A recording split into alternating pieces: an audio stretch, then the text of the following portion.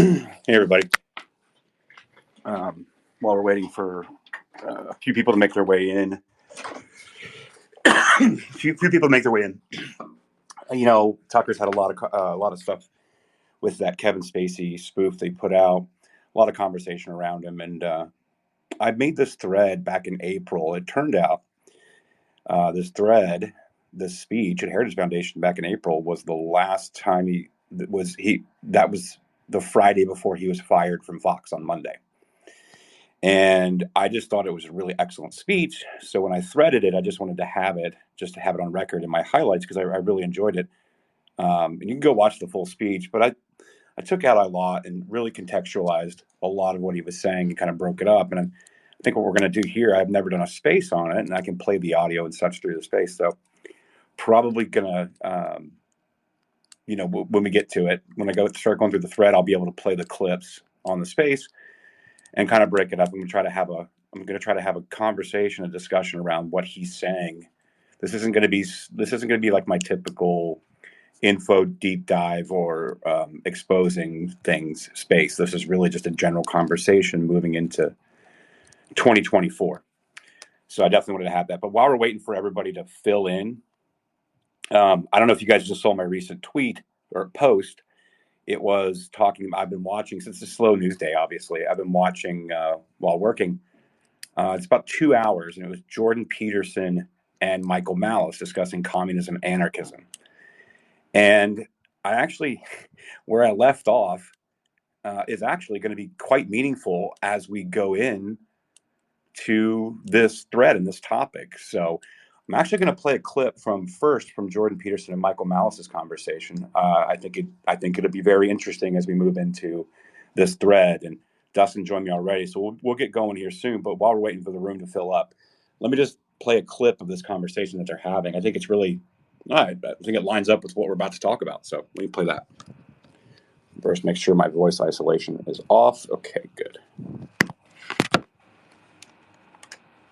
Let me ask you why you conceptualize that as meaningless and why it is that, because it sounds to me like the meaning of what you mean by meaningless is something like the freedom to choose the direction. Yes, correct. Okay, yes. but you've already made it clear that you don't regard that. Okay, so back to the Exodus story. Mm-hmm. I'll tell you something that happens in Exodus. Very interesting. So when God enables Moses to stand up to the Pharaoh, he informs him that there are certain words he should use. He says, "Let my people go," right? It was a very famous phrase, but that's not what he says. He says, "Let my people go so they may worship me in the wilderness." And that's very much relevant to this issue of subsidiarity, mm-hmm. because what it posits is that there's a form of escape from tyranny that isn't, well, I would say anarchic hedonism. Let's try that out, right? Which is what happens when the golden calf gets worshipped, right? It's that everybody reverts to immediate gratification and everything descends into hell. It's an ordered freedom. And that's the vision of ordered freedom. That's the proper worship in the desert. And that's the alternative to tyranny and slavery. And that ordered freedom seems to me to be something like the service of the principle that allows for voluntary assent across the broadest possible range of circumstances, right? And that would be a very good... Is there a difference then in your argument for anarchism and the libertarian argument for radically restricted government? Like, do they dovetail? Yes, 6 months. Okay, so what do you mean? Meaning this minarchist delusion is completely incoherent. There's no such thing as a minimal government, and we've run this experiment. The Constitution was designed to create the smallest government possible, and ended up creating the largest government that's ever existed. Mm-hmm. So if you're talking about Plato versus Aristotle. So you think it's inevitable that the government just... I don't think so. That's what the data tells us. Yeah. So, one of the things that happens in the Old Testament... And by the way, before the ink on the Constitution was dry, people were going to jail for violating for free speech. So it didn't even last 5 years before the sedition laws were being passed. Mm-hmm. And this is about a 2-hour discussion. It was just a little piece, but man, it's really fascinating when Michael is in serious mode and he's really talking about. He just dropped a book called The White Pill. They're kind of discussing the book, and they're discussing the difference of communism versus a republic and our current representative government, and anarchism in his definition, not anarchy. fascinating conversation. It's probably high on my timeline at this point because I just posted it out there about 30 minutes ago. Man, if you guys got time on a slow news day, highly recommend watching that conversation. It is excellent. But they're talking about here is that essentially that people will favor safety over liberty and freedom. And we're seeing this more and more and more. And what it's done, and this is why I believe that it goes right into my thread, is our objective reality and what we know to be true has been completely hijacked. And because people would much rather have, there seems to be a growing sentiment among many people that people prefer safety over liberty. One of the things that they were talking about here in this as well, they says the reason that communism or the lockdown, degrowth of communism had to work is that everybody had to outwardly advocate for the government. If they didn't, then they were automatically politically dissident. This led to all kinds of problems. But they said, as was noted by Solzhenitsyn, who wrote the Gulag Archipelago, and several other people, including like Emma Goldman, who was like a radical leftist, and she went over. She was deported, I think, by Hoover or somebody, and they basically, when they came back, they were these radical communists in the United States. And when they came back, they said, this is the most horrific thing that I have ever seen in my entire life. Highly recommend looking into Emma Goldman and that story. It's pretty fascinating because they came back after being deported to the Soviet Union, and they told of the horrors and how horrific communism actually was. And as they said, I can't even begin to describe it to you because the words would fail what it means. And so I get nervous and I get scared, as as one should be, when I start looking at parallels and this hijacking of objective reality. So that's why I kind of want to go through this thread. But that's a long intro. Now we got a bunch of people that kind of showed up. Now the space is getting larger. So hey, Dust, thanks for joining. Appreciate it. No, appreciate you, Trash. I'm a little busy at the moment. Give me just a couple minutes. I'll be with you probably 5 minutes or so. Yeah. I'm going to try to build out the panel a little bit so we can have a robust conversation. Because like I said, this is not just let's go through the thread and stick to it, because it's really, there's a lot of conversation to be had. And I don't think a lot of people actually saw this speech that Tucker gave at the Heritage Foundation at the 50th anniversary gala on April 21st. And this was the Friday before that Monday being summarily essentially fired from Fox News. And so definitely going to go through this. I'll get Jen up here as well.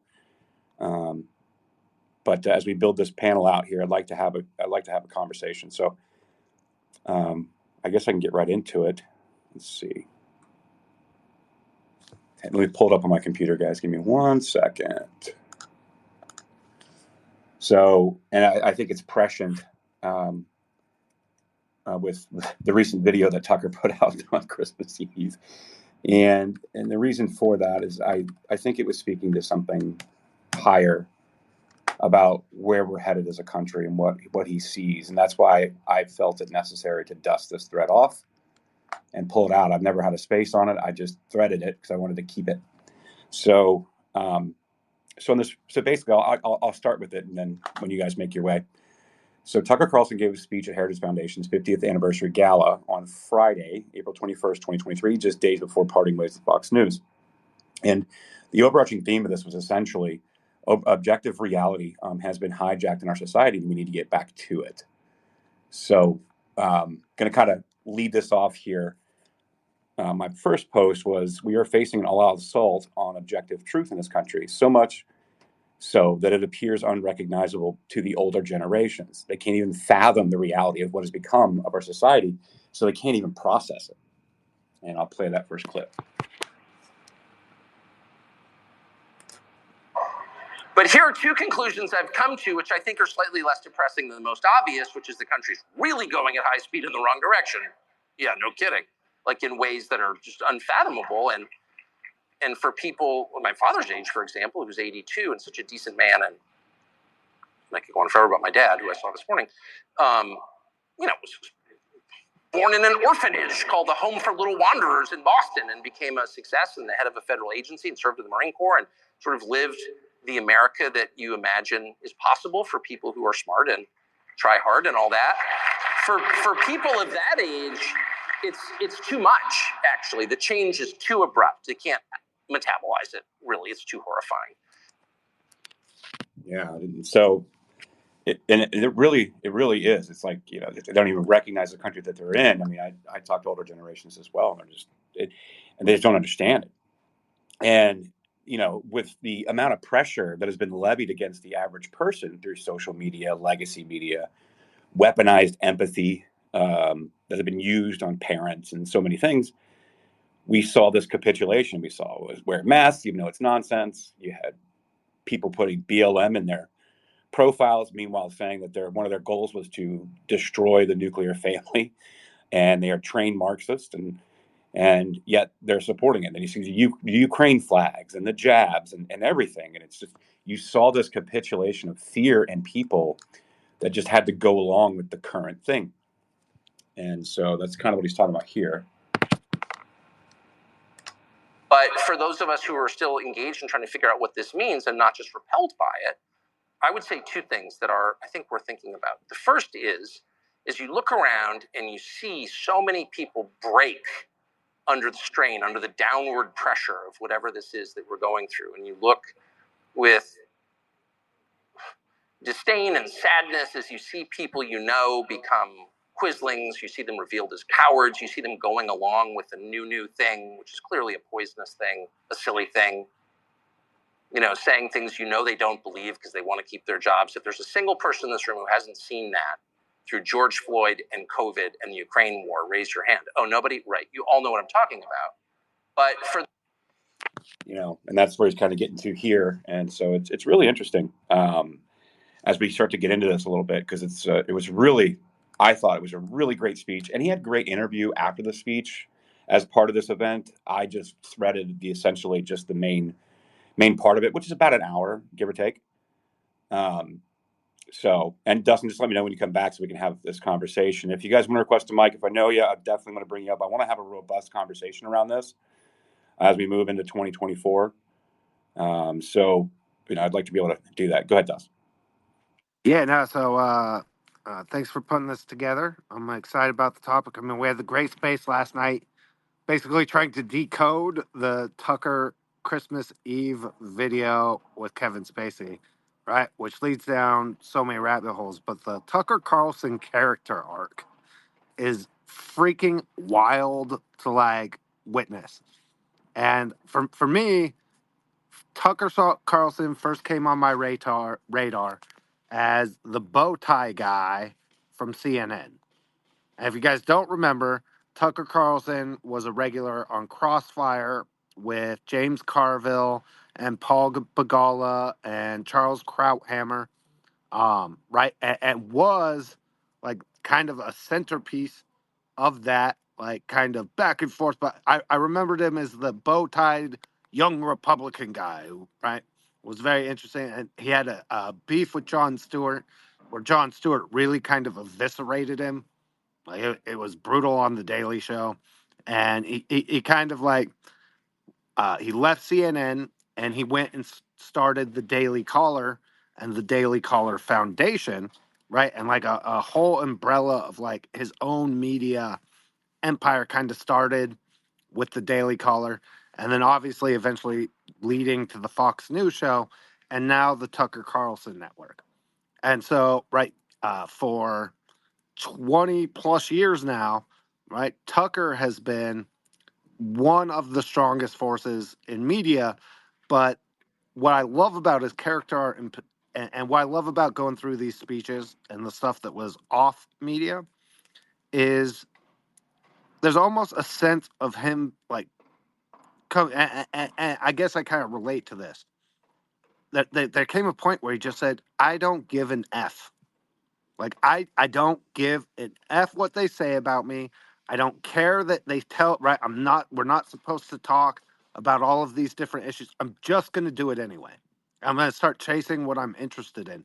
And since he's come to X, whether it's John Daly and that hilarious interview, right, and Kid Rock, or the more serious stuff, or even whatever the hell that is with Kevin Spacey, I think we're seeing Tucker with full creative freedom And I know he had that to some degree at Fox News, but there was still like an element.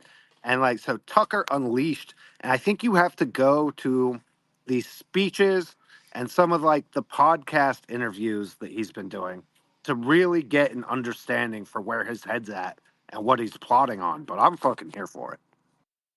Yeah, I agree with you. And I'm also here for it. I am a big fan of his. Um, but I'm really a big fan of what like these heritage speeches and like you mentioned the podcast and the other stuff that he's done. I mean, Fox News, great. I mean, that was okay, I guess.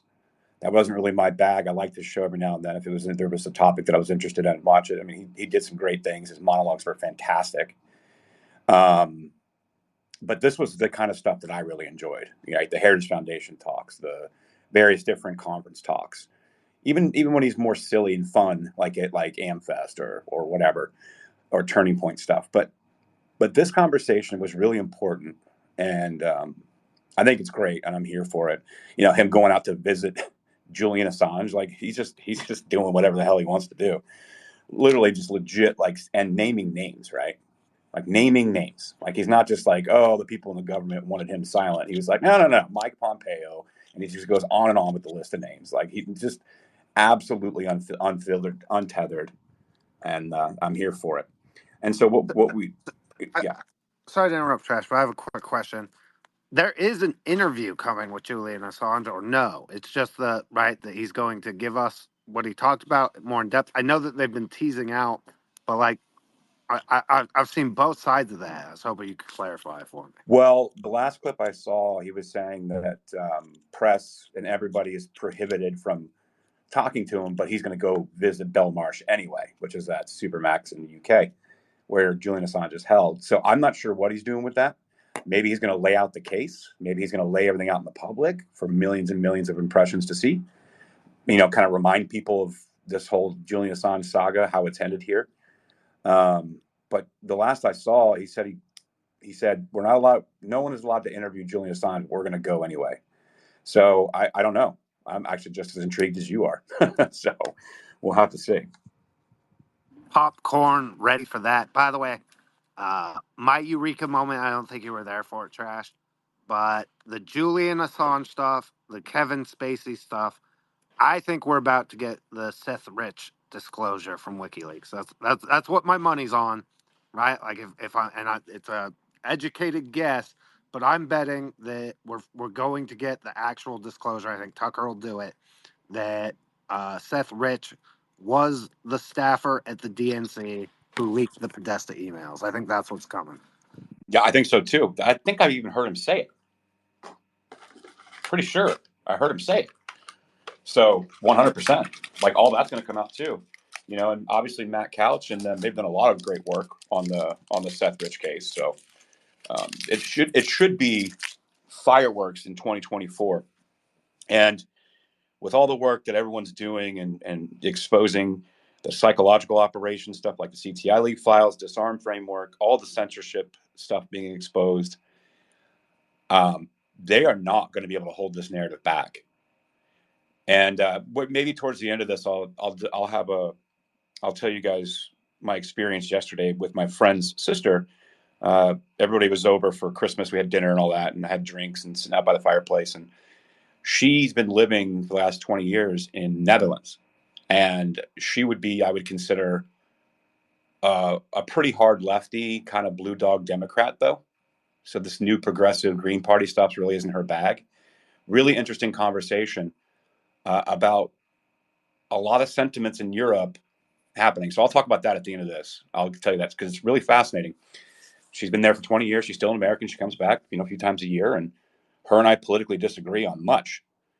But I'll explain how she didn't realize how much she actually agreed with me, and it was interesting. So, all right, Bryce, real quick, and I'm gonna get back to the thread. Start playing these videos. It's really great stuff here.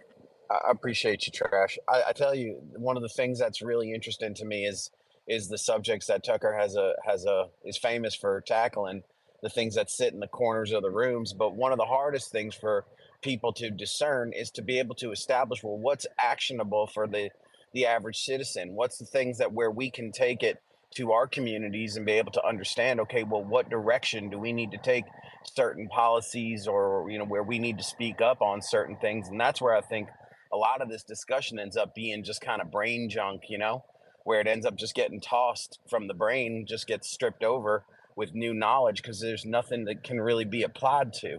One of the hardest parts that I've had as having a career in city planning is the unions that I've had to connect with. Some of the finest men that I've had to work with have been, union people. But one of the hardest groups to, vote against when it comes to specific candidates that are just wholly bad for certain societies are the unions. And so it's no mystery where you have, certain states where the unions have an insane amount of power. And then ultimately they end up electing the people that, you get two or three of these giant unions have 100,000, 200,000 members all voting in the same block for a specific candidate. It's no mystery to people why you end up with the candidates that you do when you have these unions that end up siphoning funds from, political assignment of funds from politicians that are saying, well, this money needs to go toward these particular types of workers. It just so happens they're part of that union that had just so happened to vote for those people. Y'all got to realize, and it's just something just sort of just be reminded of, you're voting against a number of these different union blocks. I ain't against any unions. I worked with them for nearly 30 years. They were wonderful people, but the reality is when they want a candidate in there, they're getting a candidate in there, and it's real hard, folks. So, that's what I mean about actionable, things where it's like, okay, what can I take back to my community and actually do something about? So just something to think about, but I appreciate you guys. So thank you. Yeah, no, we do a lot of actionable stuff for sure. Maybe follow Dustin and myself and kind of see what we're up to. We're always up to something. There is a lot of actionable, but it speaks to the larger problem. And it's not the people that are in the unions, because half of them are so busy. All they want to do at the end of their day is go home, have a good meal with their family, and sit down and check out. The last thing that they're doing is thinking about and talking about politics, right? Because these are people that are, they're working their butts off. They're working specific trades, and then essentially their union leader or these representatives and management leadership just tell them who to vote for. I'm like, whatever. I don't know. If it's in our interest, I'm in for it. I got to get home to the kids, and I've got a daughter. It's got a surgery coming up. They're just not thinking about politics, or they're not thinking about what is the consequence of getting some of these people in office. And that's just unfortunate, but that's how the unions work. So it's typically, that's usually what it is. So I would say actionable for sure, to try to figure out a way to have conversations with your average person in unions, and maybe they differ from actually voting. Now, I understand there's consequences. So anyway, that's a whole other topic. We can get there another time, but it does kind of lead into where we're at right here with Tucker, and kind of what we saw out of corporate America, what we saw out of people around us. And so the next tweet in this succession is: the push for uniformity, the loss of discernment, the will to go against your very own nature and gut to be safe in numbers with everyone around you. Right. And you're so disappointed in people. You are, and you realize that the herd instinct is maybe the strongest instinct. I mean, it may be stronger than the hunger and sex instincts, actually. The instinct, which again is inherent to be like everybody else and not to be cast out of the group, not to be shunned, that's a very strong impulse in all of us from birth. And it takes over, unfortunately, in moments like this, and it's harnessed, in fact, by bad people in moments like this to produce uniformity. And you see people going along with this, and you lose respect for them. And that's certainly happened to me at scale over the past 3 years. I'm not mad at people. I'm just sad. I'm disappointed. How could you go along with this? You know it's not true, but you're saying it anyway? Really? You're putting your pronouns in your email? You're ridiculous. And he's absolutely right. And so, in the future, I probably will have discussions around unions and such. I saw that, Mike. And when I do, we'll definitely do that. I'll get some people in here and we can have that conversation. But this is an overarching theme of where we're at in society, in corporate America, in our family lives, in our home lives. I'm sure holidays were interesting this year. Go along to get along, even though it's against your very nature. You're like, wait a minute, this isn't right. But you just keep your mouth shut and keep moving forward. Now, but there are a lot of us, and on this stage as well, there's many of us around who want to seek out the truth first, that are willing to stand up and speak the truth, push back, and not be willing to bow down to the mob. You've seen them. You know who they are. I've always been surprised when I can find that person where I least expected it. And this is this is one of my favorites clips on this. Happening. But there is, as there always is, this is a fact of nature and theology and of observable reality, there is a countervailing force at work always. There's a counterbalance to the badness. It's called goodness. And you see it in people. So for every 10 people who are putting he and him in their electronic JP Morgan email signatures, there's one person who's like, no, I'm not doing that. Sorry, I don't want to fight, but like, I'm not doing that. It's a betrayal of what I think is true. It's a betrayal of my conscience, of my faith, of my sense of myself, of my dignity as a human being, of my autonomy. I am not a slave. I am a free citizen, and I'm not doing that. And there's nothing you can do to me to make me do it. And I hope it won't come to that. But if it does come to that, here I am. Here I am. It's Paul on trial. Here I am. And you see that in people, and it's a completely unexpected assortment of people. I'm really interested in cause and effect, and as I noted at the outset of my remarks, and my ability to predict the future, working on that. But because I'm sort of paid to predict things, I try and think a lot about, what connects certain outcomes that I should have seen before they occurred. And in this case, there is no thread that I can find that connects all of the people who've popped up in my life to be that lone brave person in the crowd who says, no, thank you. You could not have known who these people are. They don't fit a common profile. Some are people like me. Some of them don't look like me at all.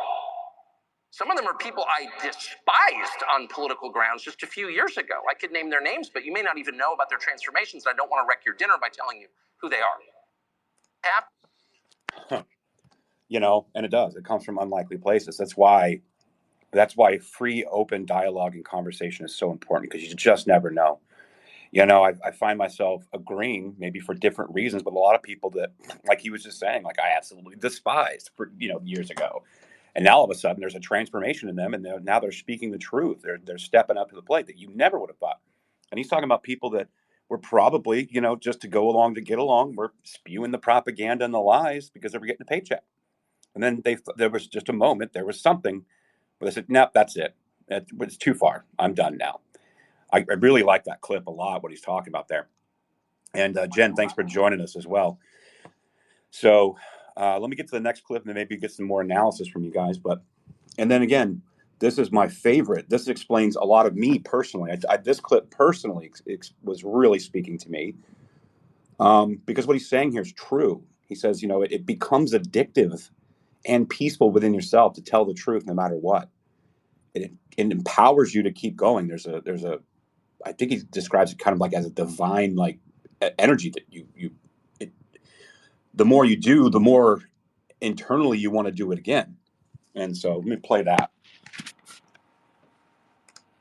But there's in one case someone who I made fun of on television, and certainly in my private life in vulgar ways, who was really the embodiment of everything I found repulsive, who in the middle of COVID decided, no, I'm not going along with this. And once you say one true thing and stick with it, all kinds of other true things occur to you. The truth is contagious. Lying is, but the truth is as well. And the second you decide to tell the truth about something, you are filled with this, I don't want to get supernatural on you, but you are filled with this power from somewhere else. Try it. Tell the truth about something. You feel it every day. The more you tell the truth, the stronger you become. That's completely real. It's measurable in the way that you feel. Yeah, I thought that was a great point. And I was going to break this up for more discussion after that clip, but I think it really goes into the next clip. It's about 2 minutes and 50 seconds. I think I'd be remiss not doing this, doing these three clips together. And so the next tweet in the thread: having courage to resist the pressure when everything about your survival is reliant upon you playing ball, towing the line. Be willing to stand up to that is courageous.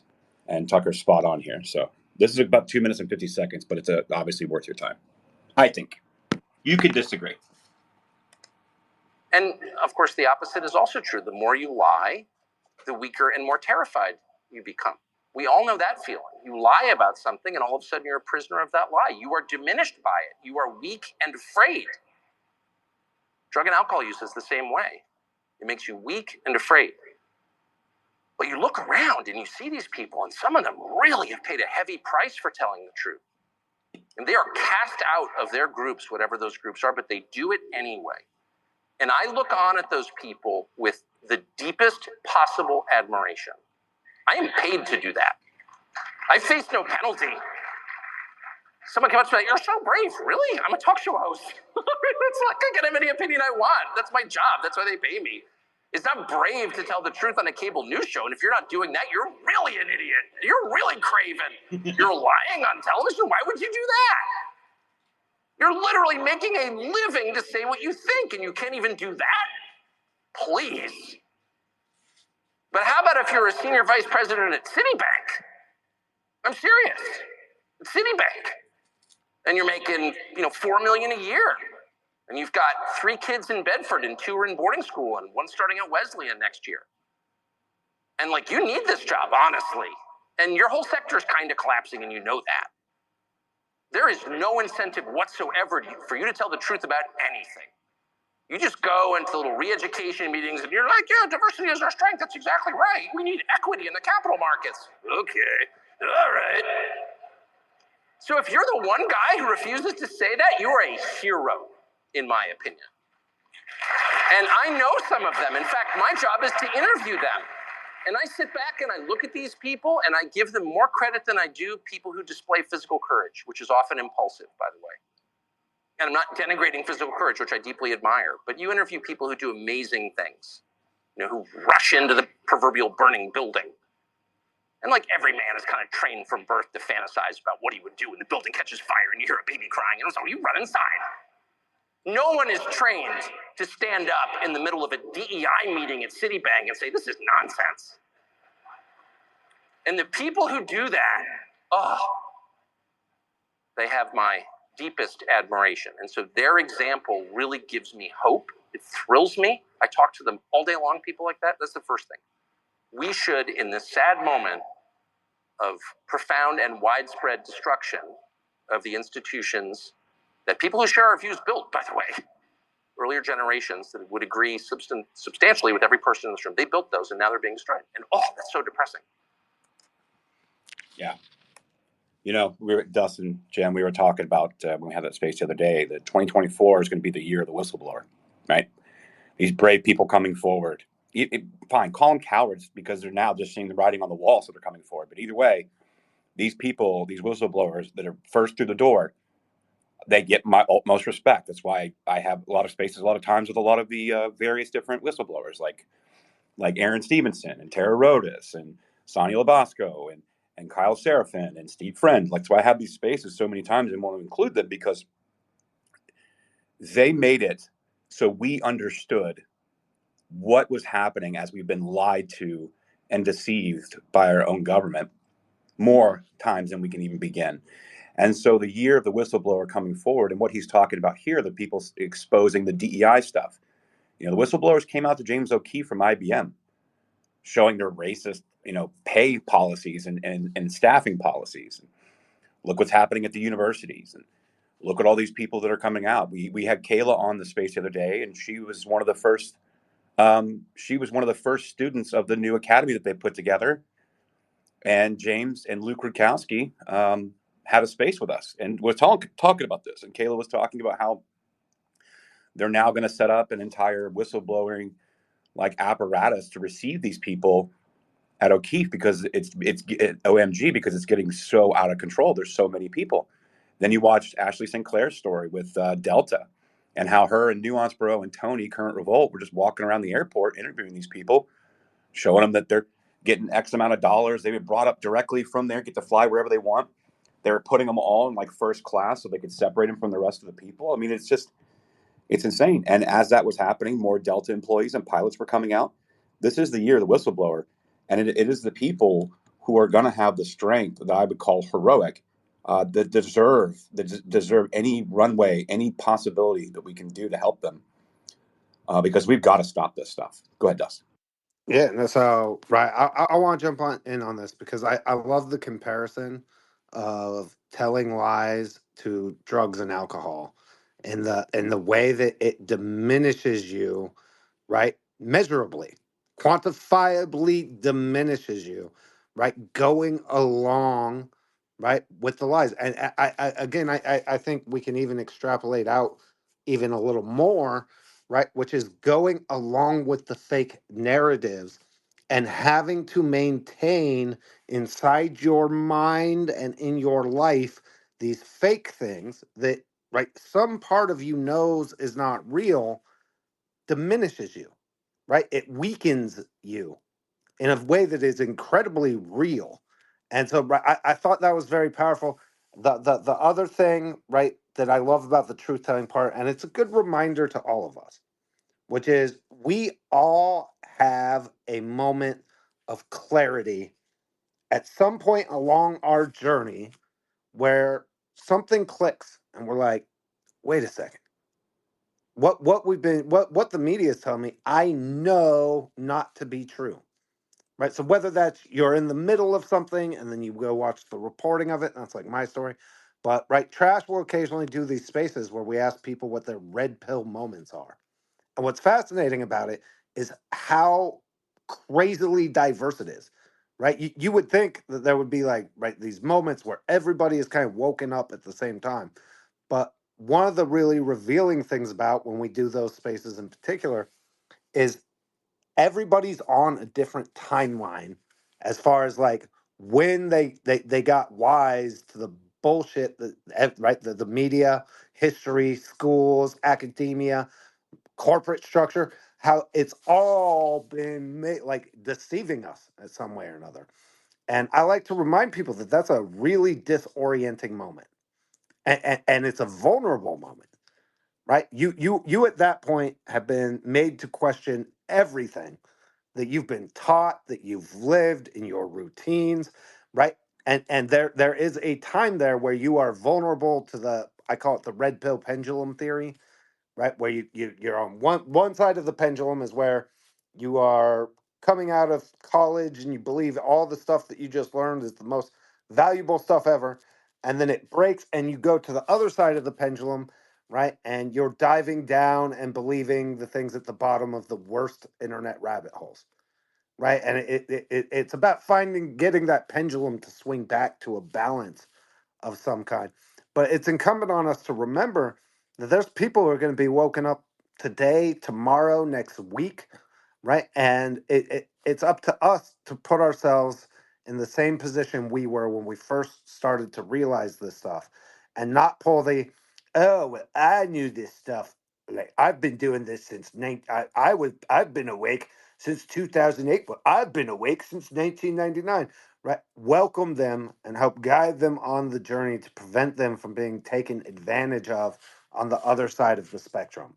And to me, that's all of this because what I see coming, and I think Tucker's really going to be central to this. And I think part of what we're hearing in those clips in particular is him reflecting on and recognizing his role as a moral leader and as somebody who's a truth teller and in an era where a lot of people, I believe, in the next 6 months are going to become aware of the fact that they have been lied to wholesale by all of these power structures.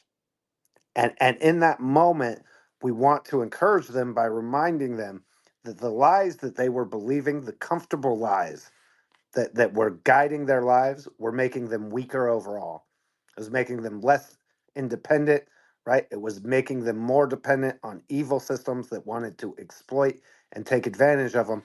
And the truth, as jarring as it can be, as disorienting as that moment is going to be, is ultimately going to make you much, much stronger.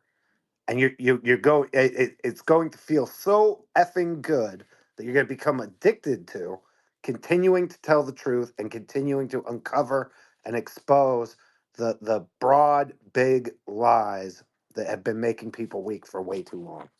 And probably not as eloquent as Tucker on that explanation of things, But how often have we seen it? And Trash, I love that, right? When you said in the intro to this, like this one really hits home to me. This is my experience in spaces makes me want to give that kind of soliloquy, right? It wants me to give the kind of monologue where you're encouraging people to know, listen, I know it's jarring and you're questioning everything, and that's totally natural, but you're gonna be stronger because you learned the truth and took the red pill.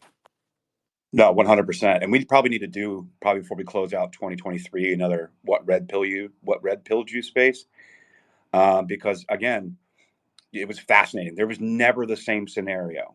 It was always something different for everybody. I remember a lot of us were talking. I was talking about, weapons of mass destruction and Patriot Act stuff and the financial crash and all that. Those are kind of my moments.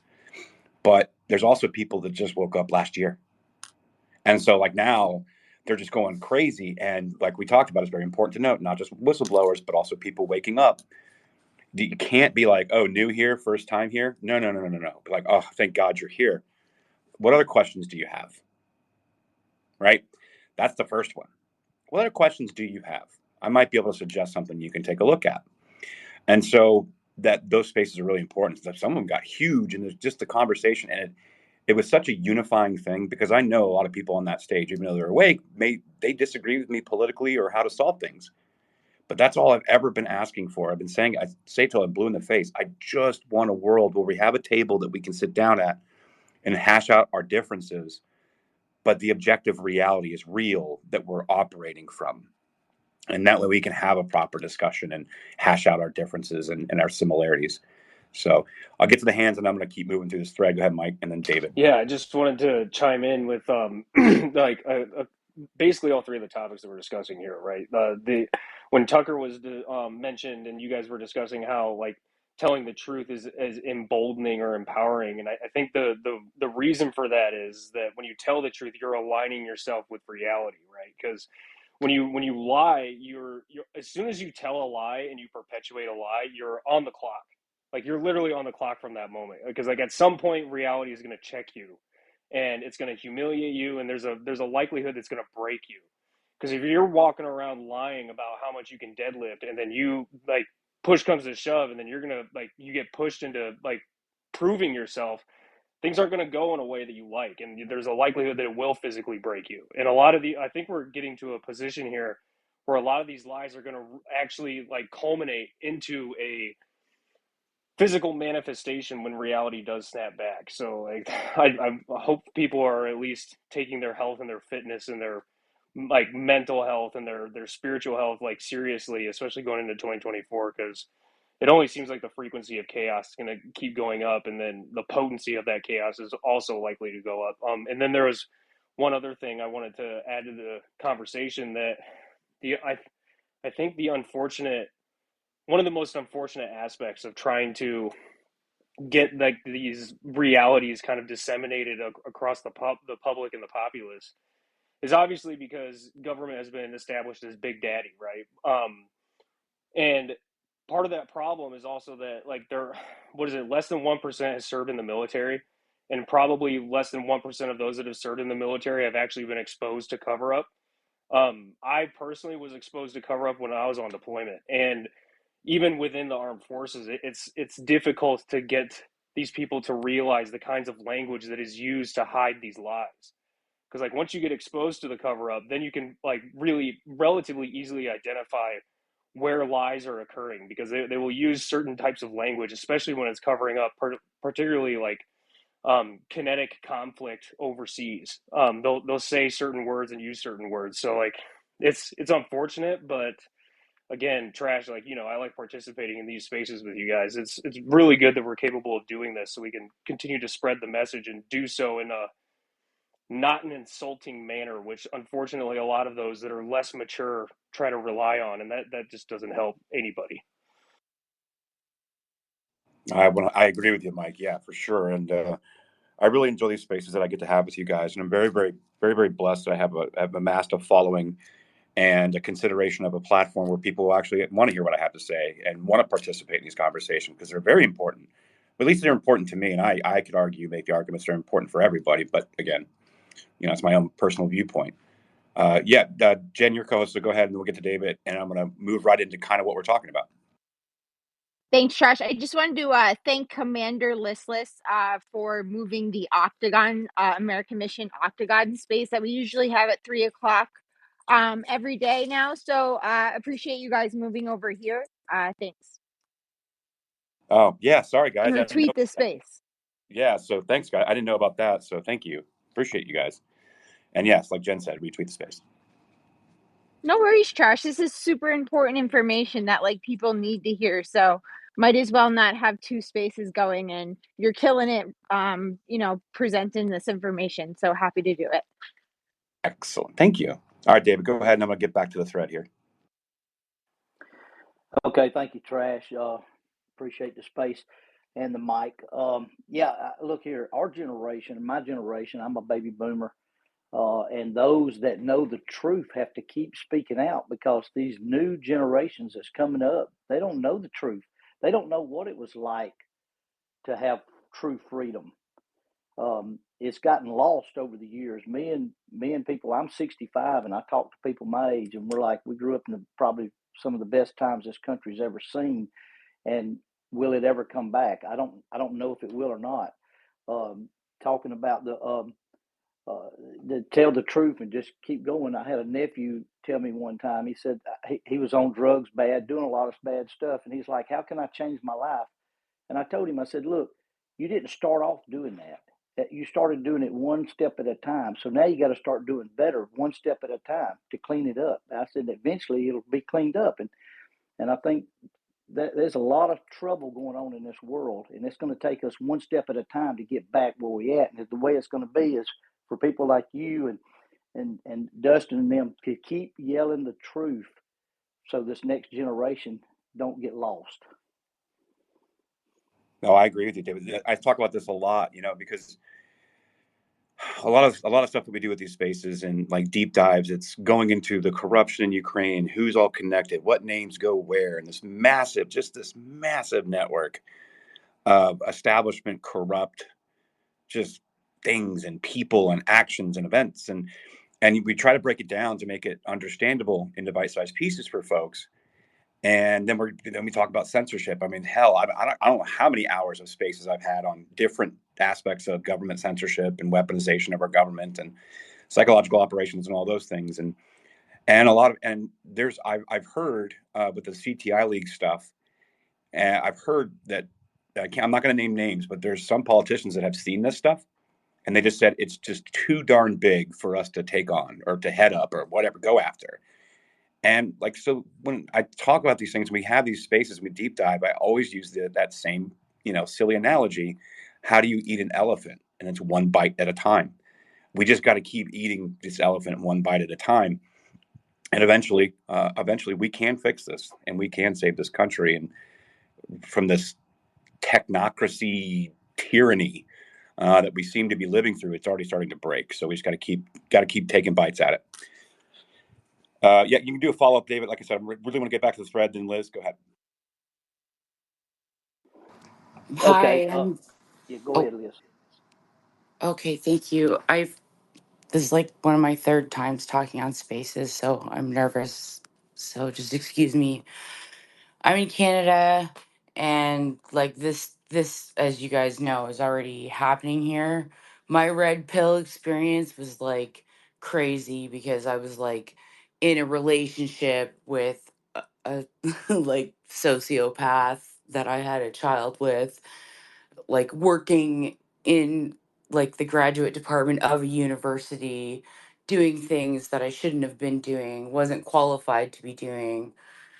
Like it was like I had to eat a bunch of red pills. Like it was like whoa, whoa, whoa. It was like just a really, really, really bad like acid trip that kept thinking was over, and it wasn't. There was just like more acid trip to come down off of. But anyway, like I think it's like I just wanted to make 2 points for now because that's all I can do without having a nervous breakdown because I'm nervous. But one of them is that like the disparity between, like when you have a conscience, right? Like the people that are coming out, like, they might have been afraid to say something before, they had a feeling about it, and then they had their like red pill moment, whatever, and they're coming out. Like, when the truth feels good because there's a disparity between like who you genuinely are and like how and what your behavior in the world is, right? And when you reconcile those things, that feels good,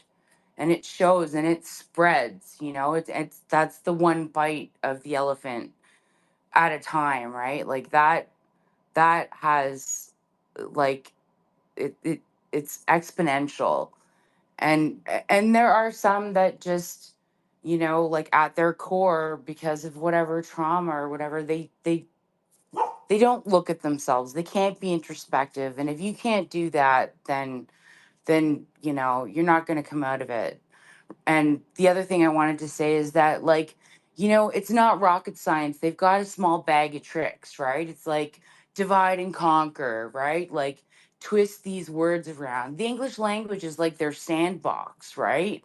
And then we have a generation of kids. Like I'm like just at the very far end of, like, I just made it into Gen X, right? Like but like, we have a generation of kids that like don't even understand the English language, right? And these people are just like, I call them like word perverts and pirates, right? Like they're just like hijacking things and manipulating words, right? And then and another like I way to identify them for me is like, like how contradictory they are, the hypocrisy, right? Like making a statement that like negates itself within the statement, right? Like they have a small bag of tricks. We just need to identify those and tell people. And I'm counting on you Americans, man, because once you fix this, because I believe you will,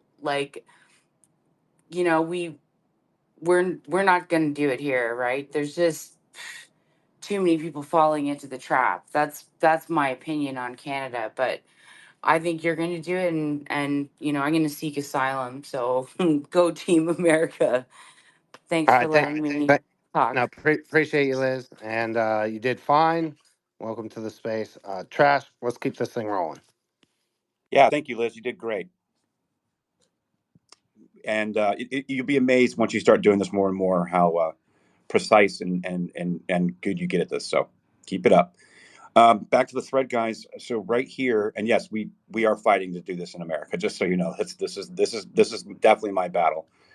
Okay, so as we were kind of talking, we've moved away from like an objective reality of which we all agreed upon, and we're willing to debate how we solve it, to this weird astroturfed, unrealistic reality where no debate can actually be had because there can't be an agreement even on words, as Liz pointed out. And so this is what Tucker's saying here. Here's the second thing I'd like to say before I get to the conversation with Dr. Roberts, which is that it might be time to start to reassess the terms we use to describe what we're watching. So when I started at Heritage, the presumption was, and this is a very Anglo-American assumption, that the debates we're having are kind of rational debates about the way to get to mutually agreed upon outcomes, right? So like we all want the country to be more prosperous and free and people to be less oppressed or whatever. And so we're going to argue about tax rates. And I think higher tax gets us there. I'm like Keynesian and you disagree, you're an Austrian or whatever.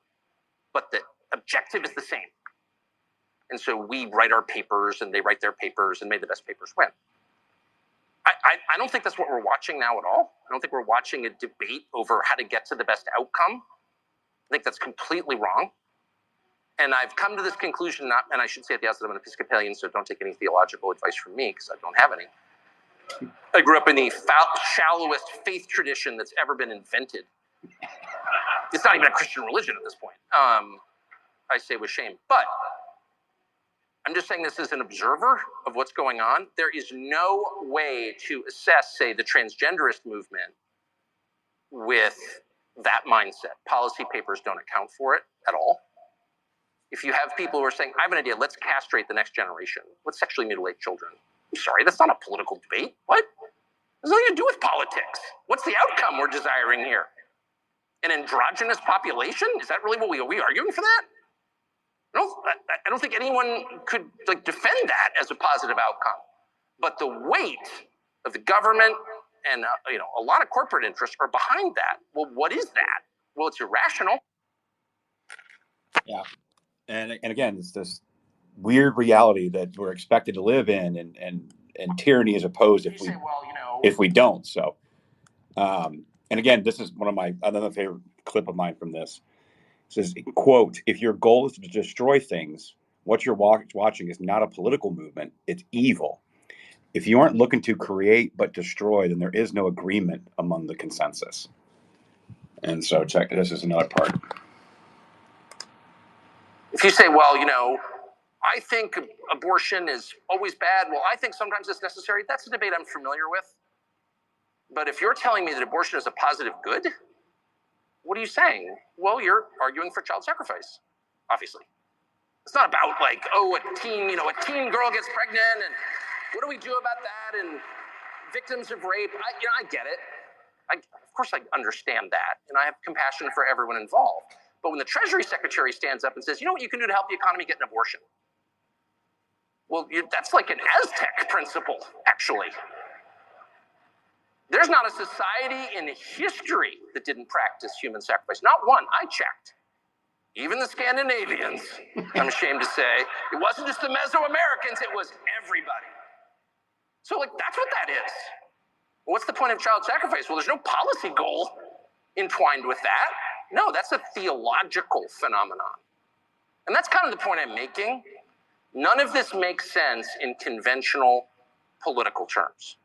When people or crowds of people, or the largest crowd of people at all, which is the federal government, the largest human organization in human history, decide that the goal is to destroy things, destruction for its own sake. Hey, let's tear it down. What you're watching is not a political movement, it's evil. And Tucker, I don't know if you guys have ever heard this. This is back from April, but Dustin and Jen, this was a really powerful speech. That's why I took the time to thread it and then have spaces and go over it. And I'm going to land the plane here before I get to the hands on the final post of the thread. And it's about 2.5 minutes. And this is worth your time. It's also worth your time if you just joined us to go back through the thread, maybe take a listen, or you can go find this full speech and listen. It's on Heritage Foundation's channel. I'm assuming they have a Rumble, and I know it's on YouTube. So let me land this plane here, and then we can kind of have a conversation about this. And again, so my tweet was attempting to argue the merits of a discussion when the people determined to destroy the objective reality don't care about facts. It feels tiring and desperate because it's not the reality they're debating, it's cause over truth. That was what I said about this. I'll put it in non-political or non-specific theological terms and just say, if you want to know what's evil and what's good, what are the characteristics of those? And by the way, I think the Athenians would have agreed with this. This is not necessarily just a Christian notion. This is kind of a, I would say, widely agreed upon understanding of good and evil. What are its products? What do these two conditions produce? Well, good is characterized by order, calmness, tranquility, peace, whatever you want to call it, lack of conflict, cleanliness. Cleanliness is next to godliness. It's true. It is. And evil is characterized by their opposites: violence, hate, disorder, division, disorganization, and filth. So if you are all in on the things that produce the latter basket of outcomes, what you're really advocating for is evil. That's just true. I'm not calling for a religious war, far from it. I'm merely calling for an acknowledgement of what we're watching, which is not what, and I'm certainly not backing the Republican Party. I'm not making a partisan point at all. I'm just noting what's super obvious. Like, those of us who are in our mid-50s are caught in the past in the way that we think about this. One side's like, no, I've got this idea And we've got this idea, and let's have a debate about our ideas. They don't want a debate. Those ideas won't produce outcomes that any rational person would want under any circumstances. Those are manifestations of some larger force acting upon us. It's just so obvious. It's completely obvious. And I think two things. One, we should say that and stop engaging in these totally fraudulent debates where we are using the terms that we used in 1991 when I started at Heritage as if maybe, I could just win the debate if I marshaled more facts. I've tried that, doesn't work. And two, maybe we should all take just like 10 minutes a day to say a prayer about it. Yeah, and it really speaks to Dustin, that final clip about really is a discussion about good versus evil. We're not debating facts anymore. One side says non-facts and expects you to participate in the delusion. And the other side's like, hey, we have all these facts. Why don't we figure this out? And so he says there's a much broader, more powerful thing at play here, and I would agree. And you can call it good versus evil. You can call it dark versus light, whatever you want to call it. I don't care. You can put theology in it. You can't. I personally believe, but I'm just saying in general, whatever side of the argument you're on, it's just we are not arguing the merits anymore. Like those were, matter of fact, up until this year, it's been forbidden to tell the truth. And it's the long-term consequences on our society is going to be felt for a long time, for generations. And it is going to be people who do have reach, who do have an audience and platform, to make sure that they do not stop talking about this stuff. We do not stop telling the truth, and we do not ever cede ground anymore to this astroturfed politeness, weaponized empathy that has completely ravaged our culture and ravaged politics and ravaged our families. And so, we can take this back. And I just wanted to put this thread together and go over into space with it. I thought it was excellent. And keep in mind, this was the last speech he gave before he was let go at Fox, at Heritage Foundation that Friday, and he was let go that Monday. And what Tucker's saying here is true. All of it's true. Oops, sorry. All of it's true. So yeah, David, go ahead, and then let's get some analysis from you guys. What you guys' thoughts were, or anything like that, and we'll kick it around. Thank you, Trash. Welcome, Diligent, in the room. Desynthesizing the country. That's what he's talking about. It's gonna. You just keep on and keep on doing this. And we can't have it. It's happened over and over and over since I was a little boy growing up. When I was a little boy growing up, your neighbor could spank your children. Now you go to jail if you grab somebody's kid and try to spank them. They don't let it happen. I'm going to give you an example of desynthesizing a country, but this is actually in a good way. But I've watched 100 of these in a bad way. In 1976, I was in the military, and I seen a ticker tape come off because I was in communications in the Army.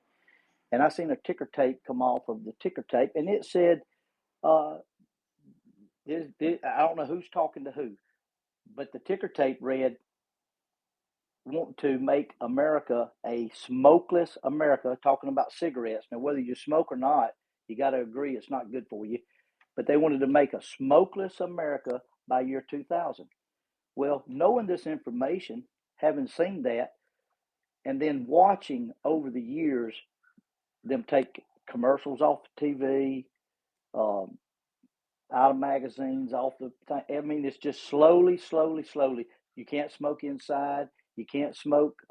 Now you can't even smoke if you got a job at some places, And I've watched this over and have that knowledge from back then, that desynthesizing of America, and it happens more 100 times for the bad than it does for the good. But that's how they get to us, and that's why these spaces and people that know the truth, my generation and the people that know the truth that's younger than me, got to keep us going.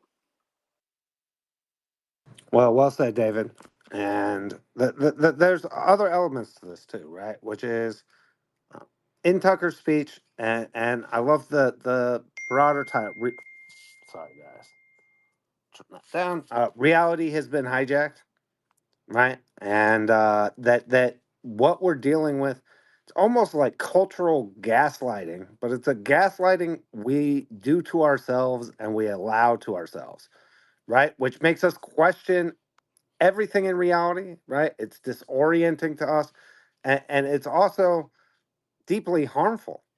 And what's scary, what's more broadly interesting to me is, right, Tucker is walking a fine line, much like Elon Musk. They are both right. They're both at the top of their fields and industries. Right. Musk with tech, or I'm sorry, Elon with tech, and Tucker in media, and they have to some degree or another, walk a line in order to maintain their position and their foothold in both. But I'm really digging like the realignment that we're seeing and their rejection of the systems and structures that would push them into a position that they don't want to. And I think you get a real taste of that in the Tucker speech at Heritage, where, right, and I kind of started this space by talking about that it's refreshing to see Tucker just unhinged, like completely and totally off the leash. And there's also a sense of that we're seeing um, Elon do that, right? We've often said we're enjoying watching Elon red pill right before our eyes in real time, with all of the left wing attacks being leveled at him, and that, maybe all these people who said that all this crazy censorship shit was happening to him for a while, it actually was true. We weren't making it all up, and so that there's a power structure realignment that I think is represented by Tucker Carlson and Elon Musk that we all can be encouraged by. And that they're going to come under a ton of heat for doing this thing. And I guess I'll finish with this trash before I kick it back to you. When we see people doing the things that we need them to do in these fields, when people are willing to be truth tellers and the media comes after them and they start being attacked, one of the things we have to do, especially on the right, is become better at circling the wagons around our own and not buying into the left wing media attacks because it makes for good drama and good gossip and good bullshit that too often I've watched us eat our own when it comes out later that it's right that the same stories are being used to malign and attack people are from the exact same actors who lie about everything else. And so that'd be my last piece to this, right? Which is I hope we all make a concerted effort, because the establishment is not going to give up their power quietly. This is not going to be like an easy victory where they're just like, oh well, okay, you guys are the new power source now, so good luck with all the ruling things, right? They are going to fight desperately, dirty, and evilly to try to disrupt and take down our truth tellers. The people have the courage to stand up to these evil people, and when those attacks come, continue to circle the wagons. That'd be the last little piece I want for Emphasis on the dirty, by the way, like extreme, indiscriminate emphasis on the dirty part of the fighting. Oh, absolutely. And no, Dustin, I think those are great points. And just to tell you how important it is that we keep talking about this, I mean, I can list you off 100 reasons this year how we've been, rewarded with our effort. And I'm not talking about monetarily, because I'm not. What I'm talking about is like a comment. If you go into that thread, right, and you go into that thread and you scroll down to the comments, how important this was. I read one of the comments. This is from an Eric James Bolton, and he said, "I watched the whole speech now, and I'm not going to lie. I actually have respect for this man, and I'm seeing this often, more, and more, and more, and it is people coming across from their previously held beliefs, be like, wait a minute, wait, this makes sense. There's truth here." And it will be contagious, as Tucker was talking about in this speech, and what we're talking about here. And I think that's the most important part. So that it's comments like those, and it's the reactions from people, and Liz basically speaking for like one of her first times, and really nervous, but got out what she wanted to say. And that's encouraging to more to keep speaking and use their voices. I mean, Dustin, you remember, 6 months ago when really spaces were really starting to kick up, and we started having really huge spaces, and with the effectiveness, and we can talk about government. We can talk about all the kinds of things that we were involved in this year. But it is the people that came up to speak for their first time, and now I see them every now and then hosting spaces, going over their stuff, and creating these communities. And you cannot take these spaces out of context. You can try, but the spoken word in context is there. You can't take it out. You can't pervert what's being said. You can try, and people do that, but they just look foolish. And what's happening here is this realignment, to your point, and it's a realignment not only of politics but culture, right? Andrew Breitbart understood this, right? Legend, R.I.P. And politics is downstream from culture. We have to change the culture, and so far, maybe not entertainment culture right now, but it is starting to shift. You're now hearing Disney openly admit, essentially, like, hey, this woke stuff is killing us. We can't keep doing this with our content. We're going to lose this. We're going to lose this. And then you start getting people with real consequences. You've got a lot of these states pulling their funds out of BlackRock for the ESG stuff. So it's these little wins that will decentralize the power once more, and that realignment of people seeking truth, whether we disagree or agree, but the truth is paramount. The Matt Taibbi's of the world, Michael Schellenbergers, those guys are lefties, man. They don't agree with politically very much, but they do agree on the truth, and the truth is paramount to everything else. And so that is changing that culture. That's why it's so important. It's why I spend so much time on the things we spend. So let's see. We got Arkansas First News joined the panel. Welcome. Hey, be well, good people. I think it's important. Dang. Reality has not been hijacked. Reality has been surrendered. It's the righteous who sanction the actions of the wicked. And so we all have to take responsibility for the role that we have played in exactly where we are, the conditions that we are in as a country. When you surrender to the rhetoric of wicked people and leftist people, you're abdicating that ground. Every time you say woke, that is acknowledging the rhetoric of leftist. It's not woke. We're talking about anti-America positions that these people are taking. These are not woke positions. These are positions that are directly attacking the values, American values, and the principles that we're established on. I'm a person that I understand, we're in America, we have to travel. I'm still protesting Homeland Security. I have never walked through one of those body scanners, ever. Every time you walk through those body scanners, you're sanctioning the actions that these oligarchs have taken. The whole fallacy that the only reason there has not been another attack on American airlines is because Homeland Security was established.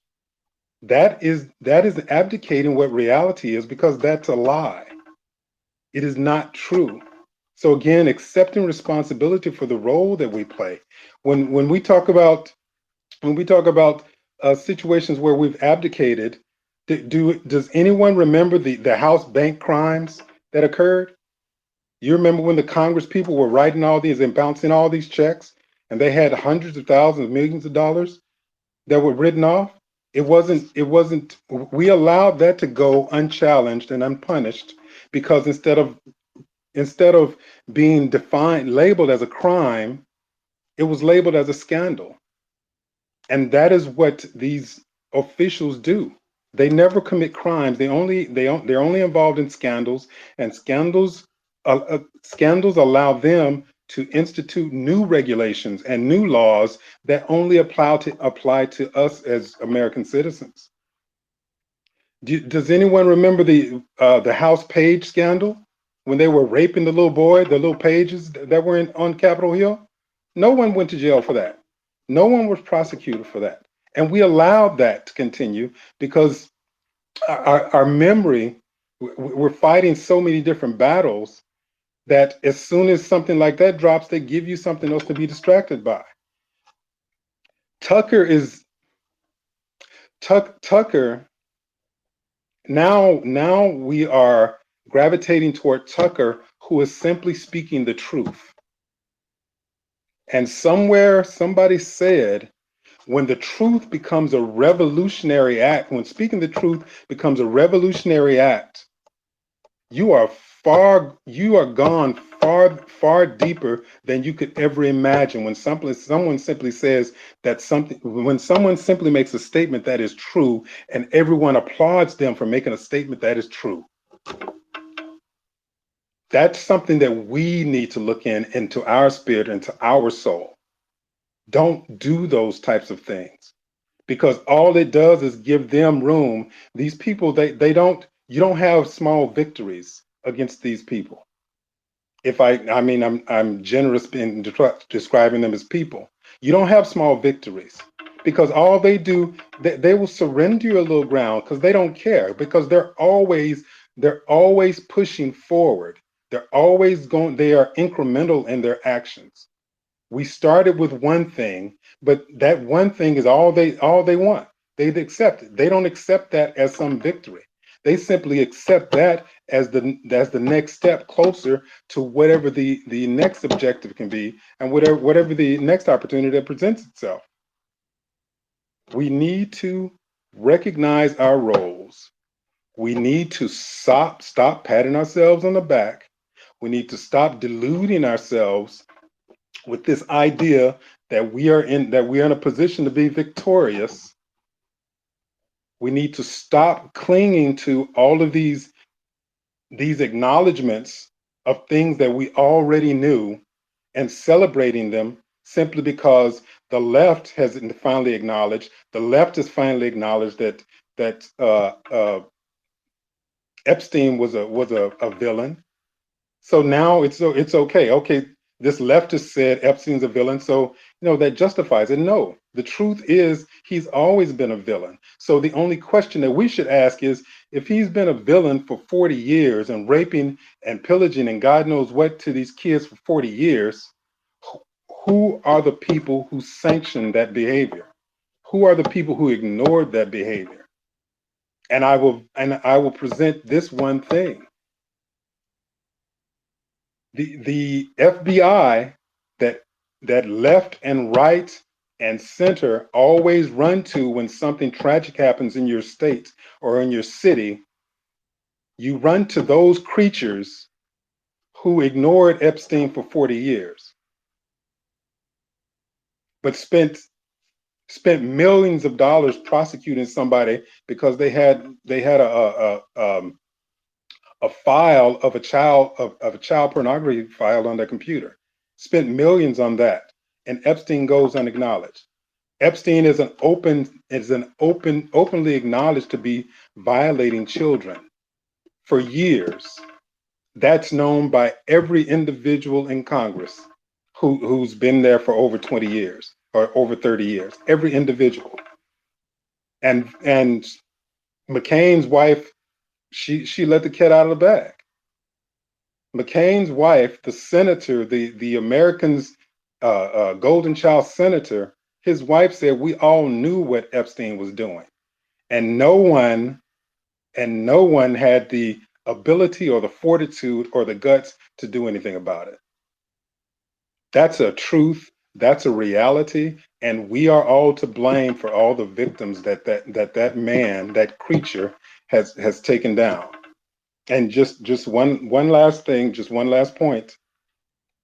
We accepted this vile anti-American concept of hate speech.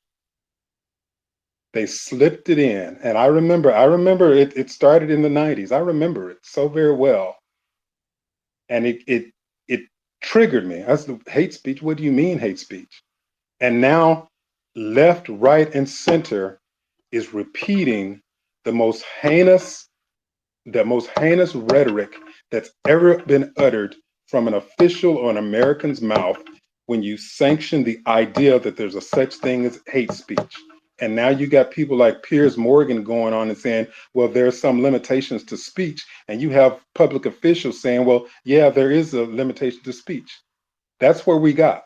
We got from a whisper to now people who are Americans, who are constitutionalists, have to defend their position about what freedom of speech is. But with that said, I appreciate you folks. I appreciate the opportunity to speak. Yeah, no, and what your message is saying is correct, and you're probably and as a general rule of thumb, I think that is an important conversation and point of view that needs to be shared amongst a lot of people. And I know you're probably not familiar with a lot of stuff that we do, but we talk about this often. We are not. I can say we, like Jennifer, Dustin, myself, and a couple of us that do a lot of work in various different areas. Uh, we've been on offense now for some time. So this specific space is a little bit different. It was just going over the thread, but we do a lot on offense of actually setting the playing field and not reacting. I mean, you can call me whatever name you want under the sun. I really don't care. It doesn't work on me. They can go cannibalize themselves with it. But a lot of the stuff that we are doing, obviously being involved with various different legal cases around the country regarding censorship, actually going on offense and exposing exactly who is doing what within the government. We've had a direct effect on actually stopping a lot of tyrannical bills going through Congress directly. There's been a lot of things that we haven't been involved in this year. It's because going on offense is the only way through this. And so I appreciate your comments, and I agree with you. And that's why a lot of us are trying to do something about it. So, Liz, go ahead. Thank you. I just wanted to say one. I can appreciate a lot of what the last speaker said. I don't our what anyway, Mr. Last Speaker. Uh, but there are some people that are naive, right? Like I grew up in a house with a parent that was like how these people are, right? And I'm just kind of a naive, polite person, like, in the like 5-factor personality thing, right? So there are some people who like don't know what's going on. That's my first comment. Like, not to be combative, like, but just to say, like, some people should be afforded grace. Like, there's kids that can't even think critically, right? Like, lots of them. And the other thing I want to say is that, yeah, it is a bag of tricks. If you, on a personal level, if you're dealing with someone who has, like, and I know this word gets thrown around, but, like, I'm speaking from a place where I've done, like, great amounts of research and, like, a lot of therapy. And because this was something present in my family and it took me a long time to escape it. And I was with someone who was like this. And in when these people, right, like, and I'm using that term loosely, say something and they want a reaction, in reacting you're really paying them, right? It's like, oh, you just abused me, I'm offended by it, right? So I'm going to pay you back by reacting like a crazy person or calling it this, giving, like calling it woke or whatever, right? Like, and then you can just, and then you can put that in your arsenal of weaponry to then pull out and use against me later, right? Like that's one of their tactics, right? It's like, I'm going to show you my vulnerability or what gets my goat, and when I show that to you, I want you to put that away, and then you can bring it back and throw it in my face. Or, like,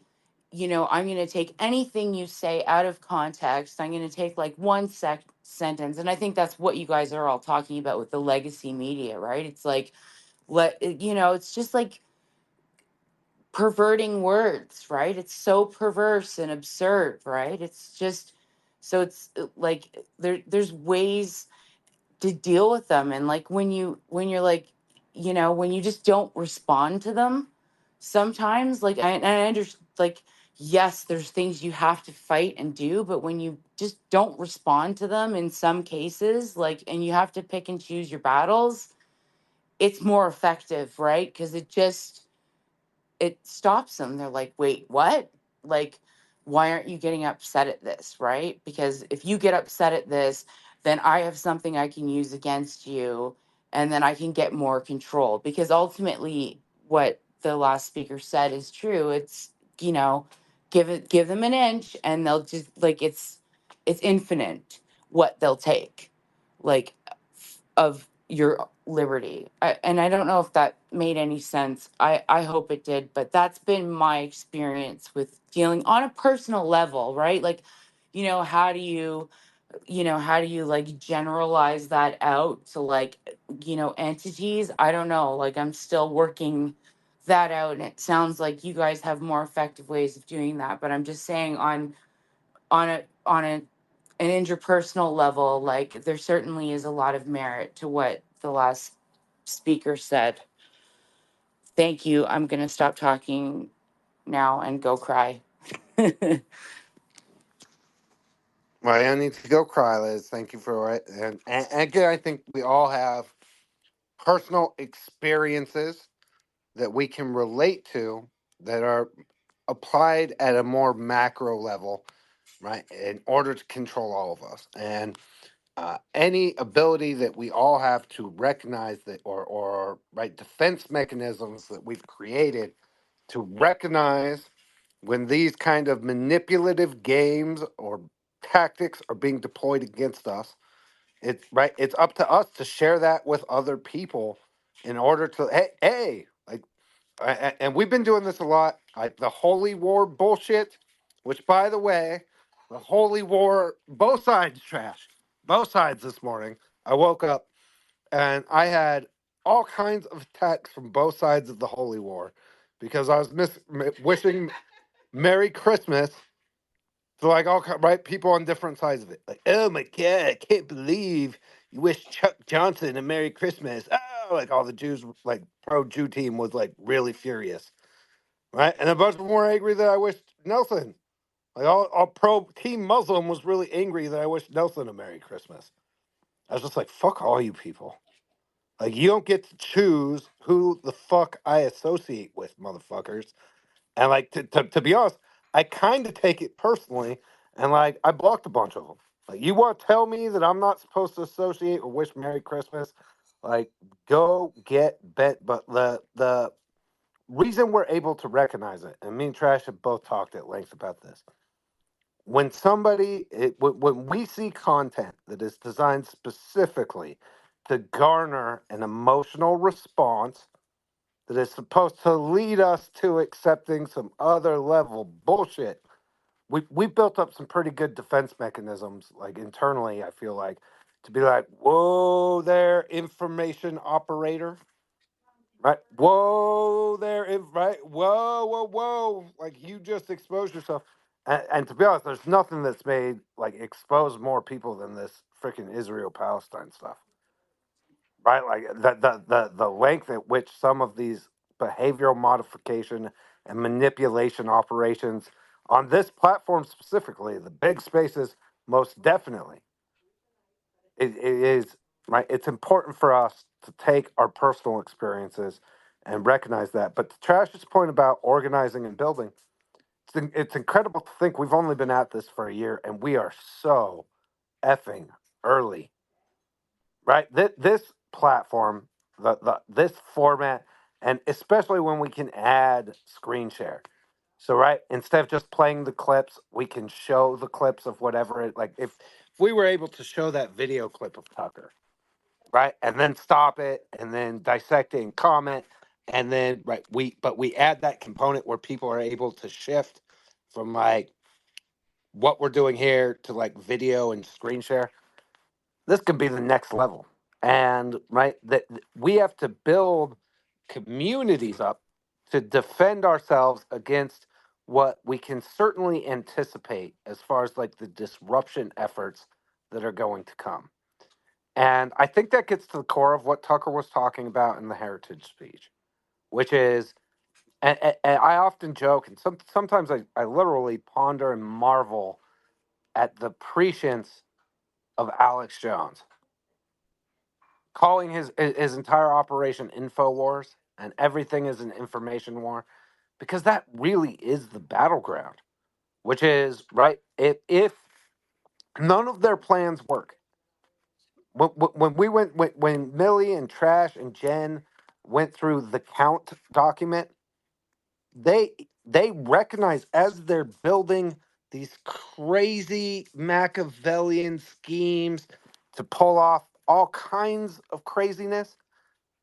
They openly acknowledge and recognize that it only works if the broader public is duped into accepting and or believing that it's credible, right? And that if that doesn't work, none of their plots against Trump work, none of their election schemes work, right? None of it works if people are grounded in reality.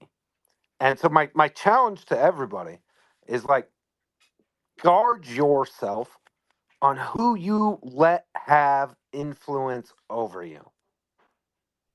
It might be more entertaining to go listen to shallow debates and arguments, right? That never dive deeper, or right. Let go into to spaces that are gossip and drama, right? And there's all kinds of nonsense going on, right? But guard who you let in and what ideas and energy you're surrounded by, because it is toxic. And to steer back, maybe my favorite part of the speech from Tucker was when he compared accepting and telling lies to drug use and alcohol use in the way that it actually weakens you. That there is a measurable and quantifiable weakening that happens when you accept and tell lies. And so guard yourself, right? Protect yourself and the information that you let people throw at you. And when people start exposing themselves as right trying to manipulate your behavior, right? Take offense to that, right? People who are trying to manipulate you, they don't have your best interests at heart, and they don't deserve any of your attention or time. Guard yourself. What's up, Yeah. Magna? Good to see you. Oh, go ahead, Josh. Go ahead, Magna. I'll follow up. Oh, okay. Good afternoon, beautiful peoples. Good to see everybody. My gosh, what a panel. Trash, thank you so much for doing this. I really appreciate it, man. Um, I wanted to touch on something Tucker said as well. He mentioned people in their 50s and then the older people even unable to even accept the reality of what they're seeing today. So it's difficult for them to um, digest the data, digest any information because they're just not believing what they're seeing, and it's difficult for them. And they mentioned people in their 50s and how we're reacting as well. And I'm in that world, and I'm thinking it's the same way, which is what's kind of gotten me more politically active again, and maybe say, hey, look, this is just wrong, and you can't do things this way. And so I hope other people can follow that lead and go down that path. Dustin, I hear what you're saying. Like when everything that's happened to you and Jen, it's just when I heard that story, that was just enough for me to. I just about cried. It's difficult to know people that have gone through that, and to talk about it is one thing, but to actually have lived it, that had to have been torture. So, and still is probably to today. But I also wanted to drop a little bomb for people in our brothers and sisters in our Canadian provinces above. They have great things to say. They align with our values. Oh, and by the way, speaking of our values, Trash, again, thank you for hosting American Mission, folks. It's wonderful for you to do that. Really, really appreciate that. And anyway, for our Canadian friends, if you ever want to expatriate, just please contact me. I'll be happy to help the most I can. I never want to see people feel like that they're living in a world that they just can't live in and can't do anything about it. So it's up to us to really help them take those first steps. So anyway, lots of love, everybody. I'm going to drop and wait here and see what's going on. Lots of conversation. Thank you. Yeah, Magna, absolutely. I appreciate the kind words as well. And I agree with you, Dustin, that the addiction that can be formed from telling the truth, the hope that you can give yourself, right? It's accepting godly principles into your heart and your soul can really breathe life into you. And the inverse is true, telling lies. Matter of fact, I think this would probably be a good time actually to play those two clips back to back. Actually, if you want me to.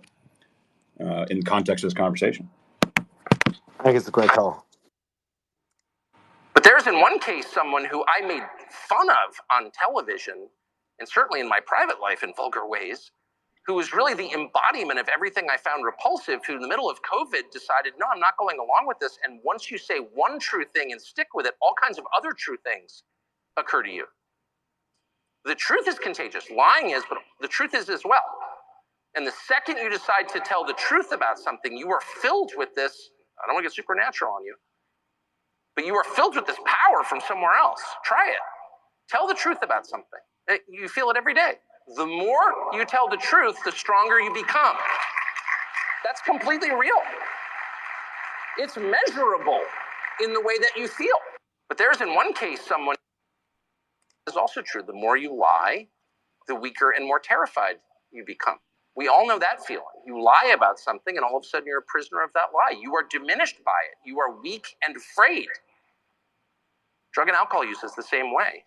It makes you weak and afraid. But you look around and you see these people, and some of them really have paid a heavy price for telling the truth. And they are cast out of their groups, whatever those groups are, but they do it anyway. And I look on at those people with the deepest possible admiration. I am paid to do that. I face no penalty. Someone came up to me like, you're so brave. Really? I'm a talk show host. It's like I can have any opinion I want. That's my job. That's why they pay me. It's not brave to tell the truth on a cable news show. And if you're not doing that, you're really an idiot. You're really craven. You're lying on television. Why would you do that? You're literally making a living to say what you think, and you can't even do that?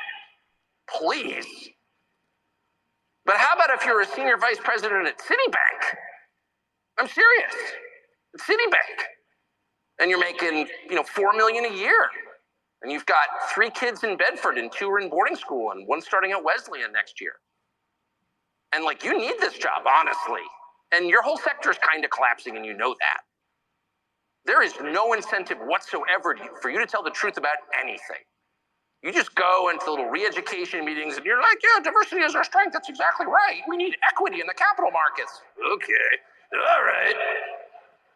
So if you're the one guy who refuses to say that, you are a hero, in my opinion. And I know some of them. In fact, my job is to interview them. And I sit back and I look at these people and I give them more credit than I do people who display physical courage, which is often impulsive, by the way. And I'm not denigrating physical courage, which I deeply admire, but you interview people who do amazing things, who rush into the proverbial burning building. And every man is kind of trained from birth to fantasize about what he would do when the building catches fire and you hear a baby crying, and so you run inside. No one is trained to stand up in the middle of a DEI meeting at Citibank and say, this is nonsense. And the people who do that,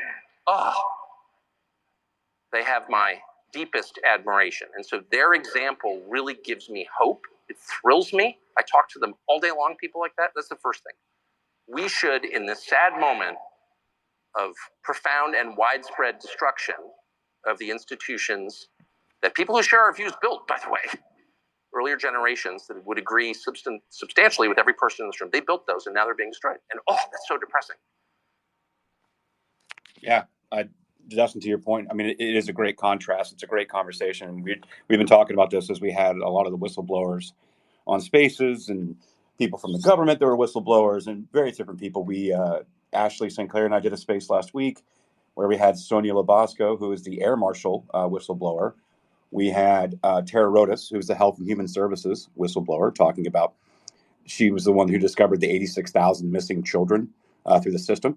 Through this porous border that just lost in the system, talking about how describing the journey of when these children are assigned, many times with no background checks at all to these families who are actually in these cartels and in other organized crime and gangs, and these children just lost forever into those systems and the trafficking and everything else that's going on. And when we have these conversations, like we said, it's going to be the year of the whistleblower. Like when we were doing, Kayla, she did a lot of work exposing the biolabs in California. And they got that story with James O'Keefe on O'Keefe Media Group. And we were talking about that.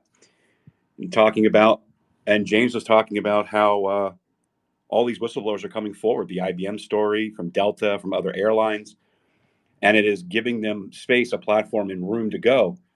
That is going to be so important in 2024 because we do need to get people back telling the truth. And so I that it starts with one bite at a time. Yeah, go ahead, Dustin. Truth and courage is contagious. That's the other part, right? Which is once somebody stands up to the mob mentality, right? It's contagious. And you realize that not how many others were just waiting for somebody else to have the courage to stand up and be the first. And we've seen that with the whistleblowers, right? Aaron Stevenson has inspired, right? His willingness to come forward as a whistleblower.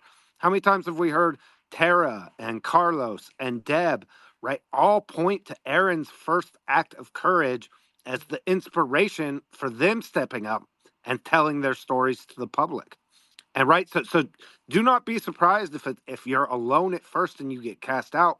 But you will. I think people will also be surprised when you start doing it that you will surround yourself with other people who have courage and are willing to seek the truth, and your circles will start to improve, and in ways you can't even fathom. Right. I mean, I'm thankful that I've become friends with Kyle over the year, and he created a place for these people to come and to because I mean, Kyle will tell you, he'll tell you the story and how he's almost barely broke, moved his family, left the FBI, and then created this platform and a place for these people to come to and organize and group and incentivize more and more people to come out and start telling the truth. And so those people are vastly valuable and important. And I would consider that some of these folks I've actually become personal friends with. Aaron Stevenson and I talk probably daily. I probably talk with Kyle at least 2-3 times a week.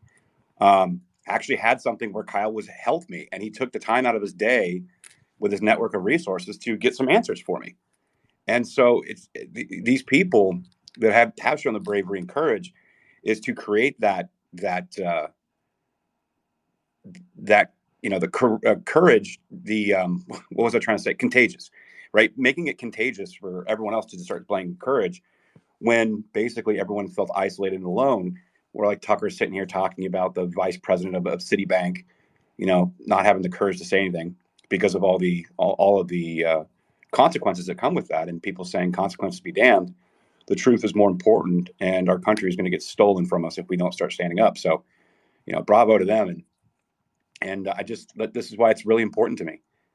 And, the CTI leak files that showed exactly how the Department of Defense, through these other carve outs like Graphica and USAID, how they were creating not only just censorship of dis, and malinformation, but they were actually creating psychological operations that was designed to shape narratives and to shape people's beliefs. They didn't even know it was happening. I mean, what we exposed in the disarm files, right? I could put those screenshots down below, but none of that stuff would have come out had it not been for whistleblowers that were participated in the CTI League. And they even had screenshots with like the icons of what office these people in these groups were involved with. There was CISA, there was CIA, there was DHS, there was all these different, intelligence groups that were directly involved in hijacking narrative, supplanting narrative, rounding the sharp edges, and moving people towards a direction. And the offensive capabilities of systems like this, where they actually were able to go on offense. They even gave the example. They even gave the example for how they utilized it in Turkey when ISIS bombed something. They were able to use this system to convince the public that it was the Kurds, not ISIS.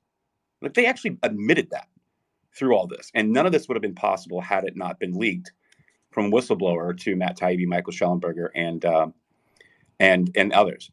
And so it's so vastly important that we continue to talk about this stuff and get these things to the legal teams that are putting up legal challenges around the country. You guys know how much work I've done with Missouri v. Biden and Tracy Beans, where we've gotten actual real information. So much so that the Fifth Circuit, when they ruled on the injunction, they left out CISA. There was so much pressure from us and from people in Congress that understood what this was, They actually included CISA. The Fifth Circuit actually added CISA back to the injunction, and now it's up at the Supreme Court um, because it's got a temporary stay. And once that injunction is in place, the White House, CDC, CISA, who we have evidence and proof of the pressure they were putting on social media companies, will then forever be enjoined, and then there will actually be consequences. So there is real tangible things happening, but it takes all of us to accept these people and be like, okay, what do we got? What do we hear? And how can we get this information to members of Congress, which I have done, and that stuff ended up in weaponization committees, so in hearings. So again, that's vastly important, and it has to be the pursuit of truth. The truth has to be paramount, and cause and politics need to be second. We just need to get back to a culture of truth again before it's all hijacked and all gone. So wanted to follow up on Preach. that. Yeah, for sure. Fuck. No, listen. All of this stuff gets to right, like a general preparing for what's coming, which is we've got big revelations coming. It's going to be we've got big psyops coming. The degrees to which their manipulations, we are so blessed that going into this cycle, right, versus the other cycle, that we're like prepared, that we've seen their playbook, and we can recognize this stuff faster and start debunking it more quickly. So I'm here for that. Go ahead, Jen.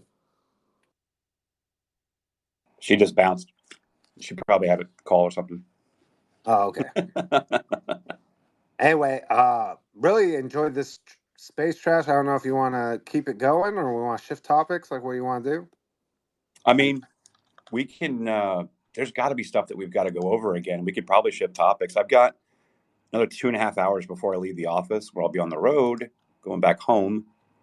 And I just wanted to. I had never had a space on this thread, and I knew that we would have some really fire conversations around it. But there's a lot of stuff that we need to get to. I mean, we've got Savvy in the holidays. We haven't been able to do our Project 2025 spaces with Heritage Foundation.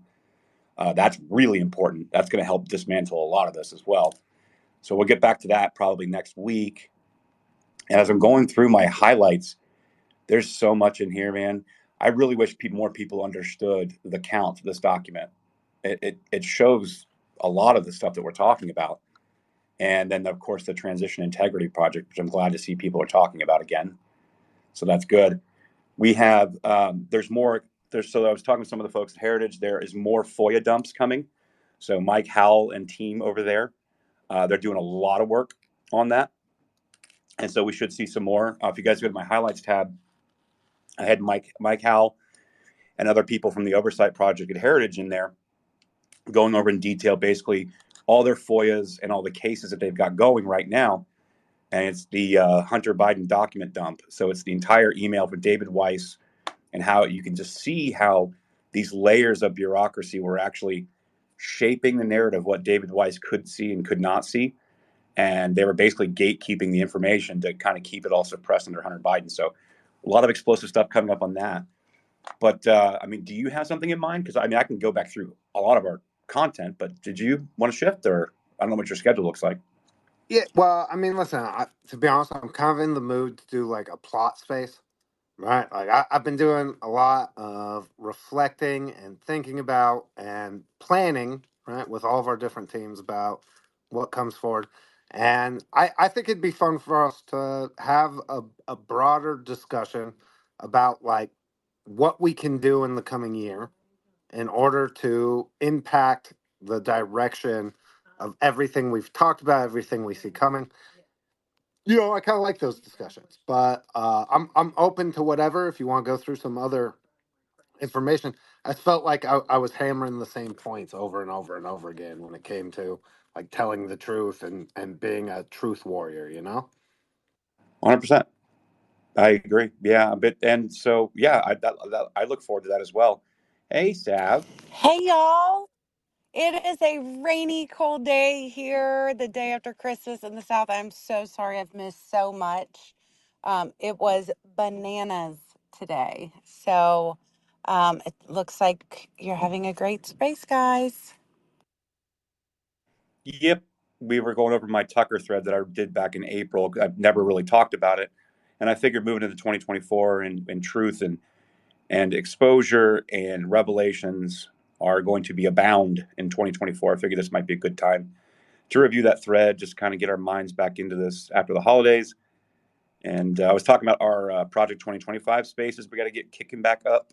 Really important stuff there.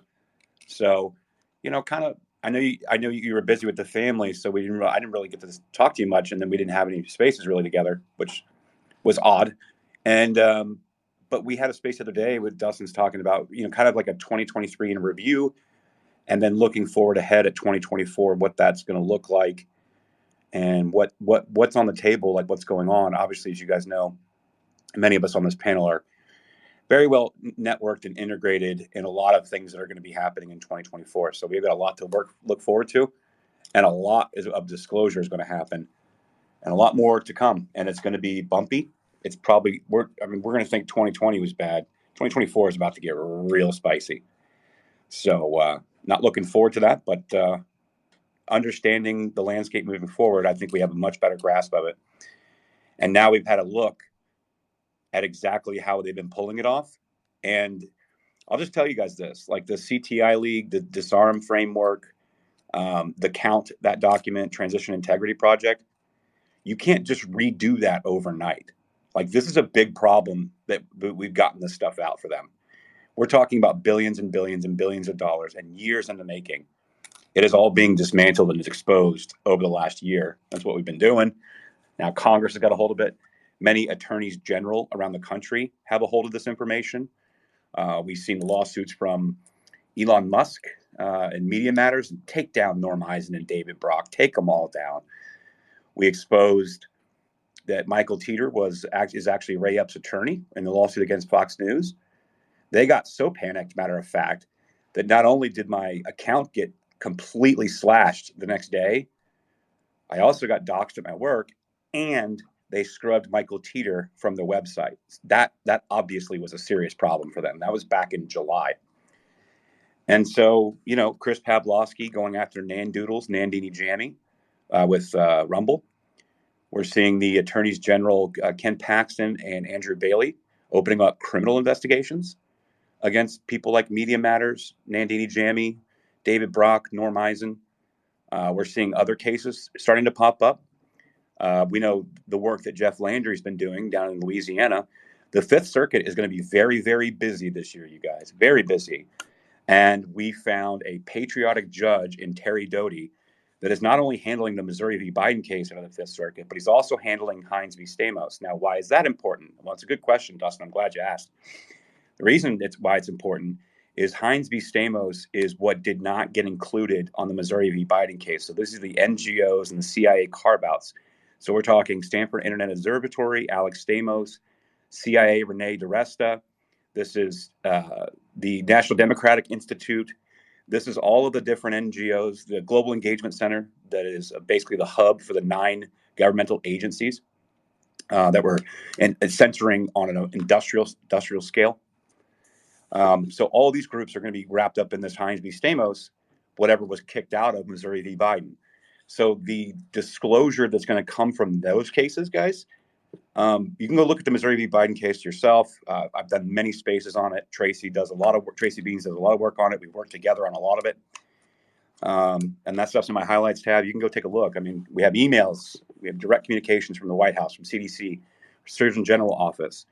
And so when we start getting communications for these NGO CIA carve-outs that participated in this system, it's going to be a massive year. So those are the stuff that I'll be working on this year for sure. I don't know what you guys, Dustin, what you guys got in mind, but that seems to be where my plate is going to be full this year. Wow. Get the popcorn ready for that. So I generally see a shift, right? So haven't done this for a long time.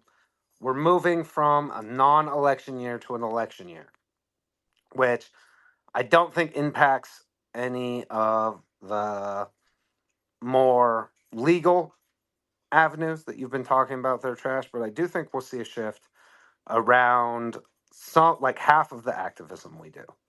So in the last year, like as I've reflected on it, so many wins. Right? How many times, and Trash just listed out a bunch of them, but hardly an exhaustive list, that we brought something forward. We brought the relevant people, including members of Congress, lawyers, right? We sent back channels to the different teams working on these different lawsuits that you talked about. All the work that Name Redacted did, right? Several times we straight bullied the weaponization committee into taking action, right? Like straight bullied. Like you will look at this, right? It's like, no, I don't want to look. Please don't make me. Like, no, you will look, right? All of that work that happened throughout the year.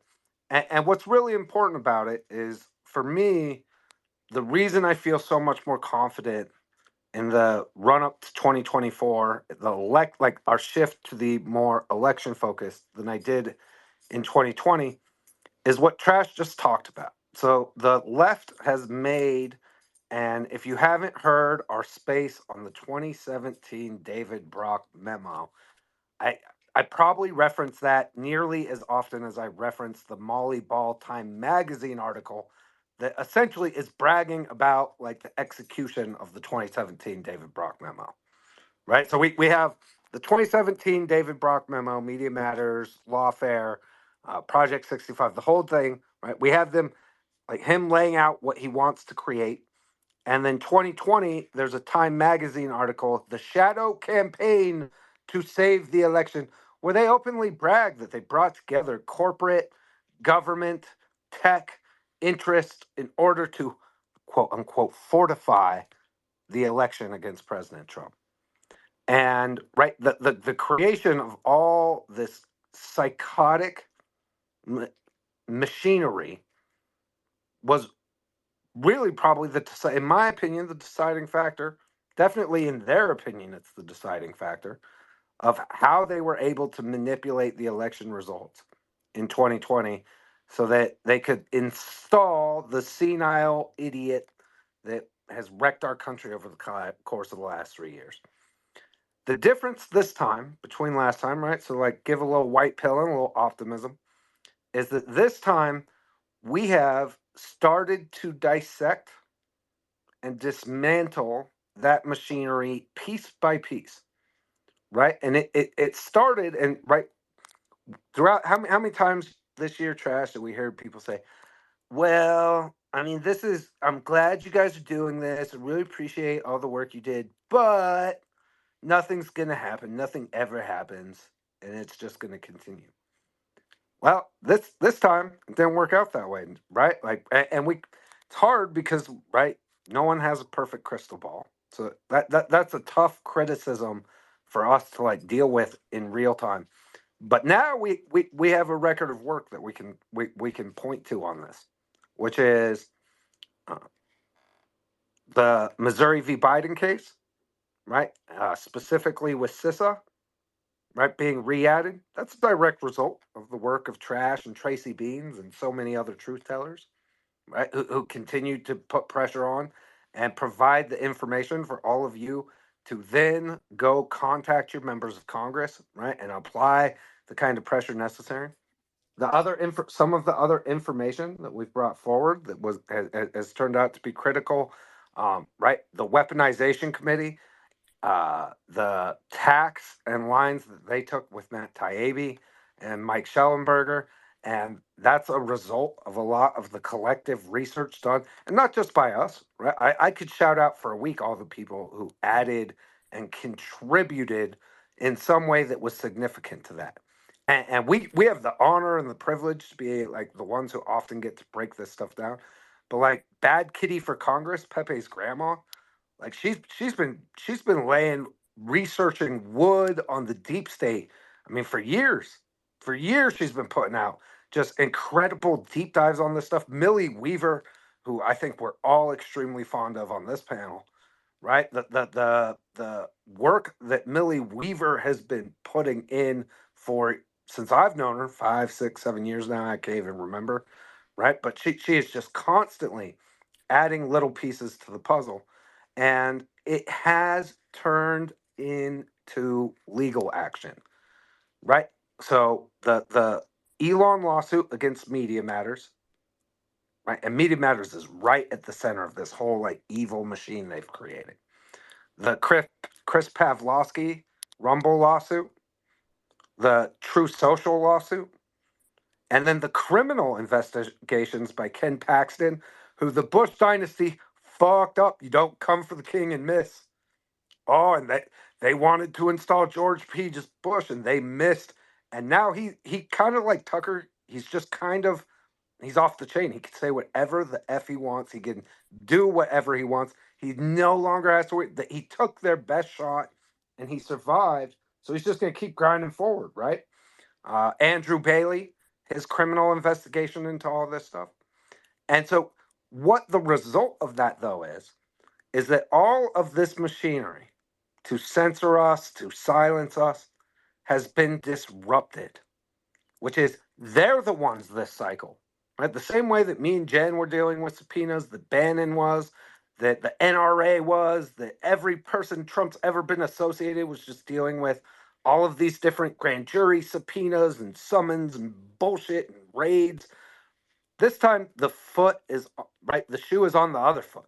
They're the ones who are on defense, and we're the ones who, through bringing light to what they were doing, have put them on defense to such a large degree that I honestly believe there's no way they're going to be able to be as effective as they were, especially because we have their playbooks, we have their manuals, and we have thrown a monkey wrench in the evil censorship machine, as Elon calls it. I kind of like that evil censorship machine, right? That largely silenced us and shut us down in the lead up to 2020. So in 2024, right, it's a whole different ballgame. Now, here's where I see a little bit of the shift, right? So off year 2023, some of what I consider our biggest wins were policy related. Really kind of kicked that off with the Restrict Act fight. It was the first time we really flexed our collective muscles. We united such a broad coalition, crypto, politics, man, even the left wingers. Right? First time I've ever seen Tira and Doc agree on anything. Probably only time. Right? Like hell hath frozen over that week.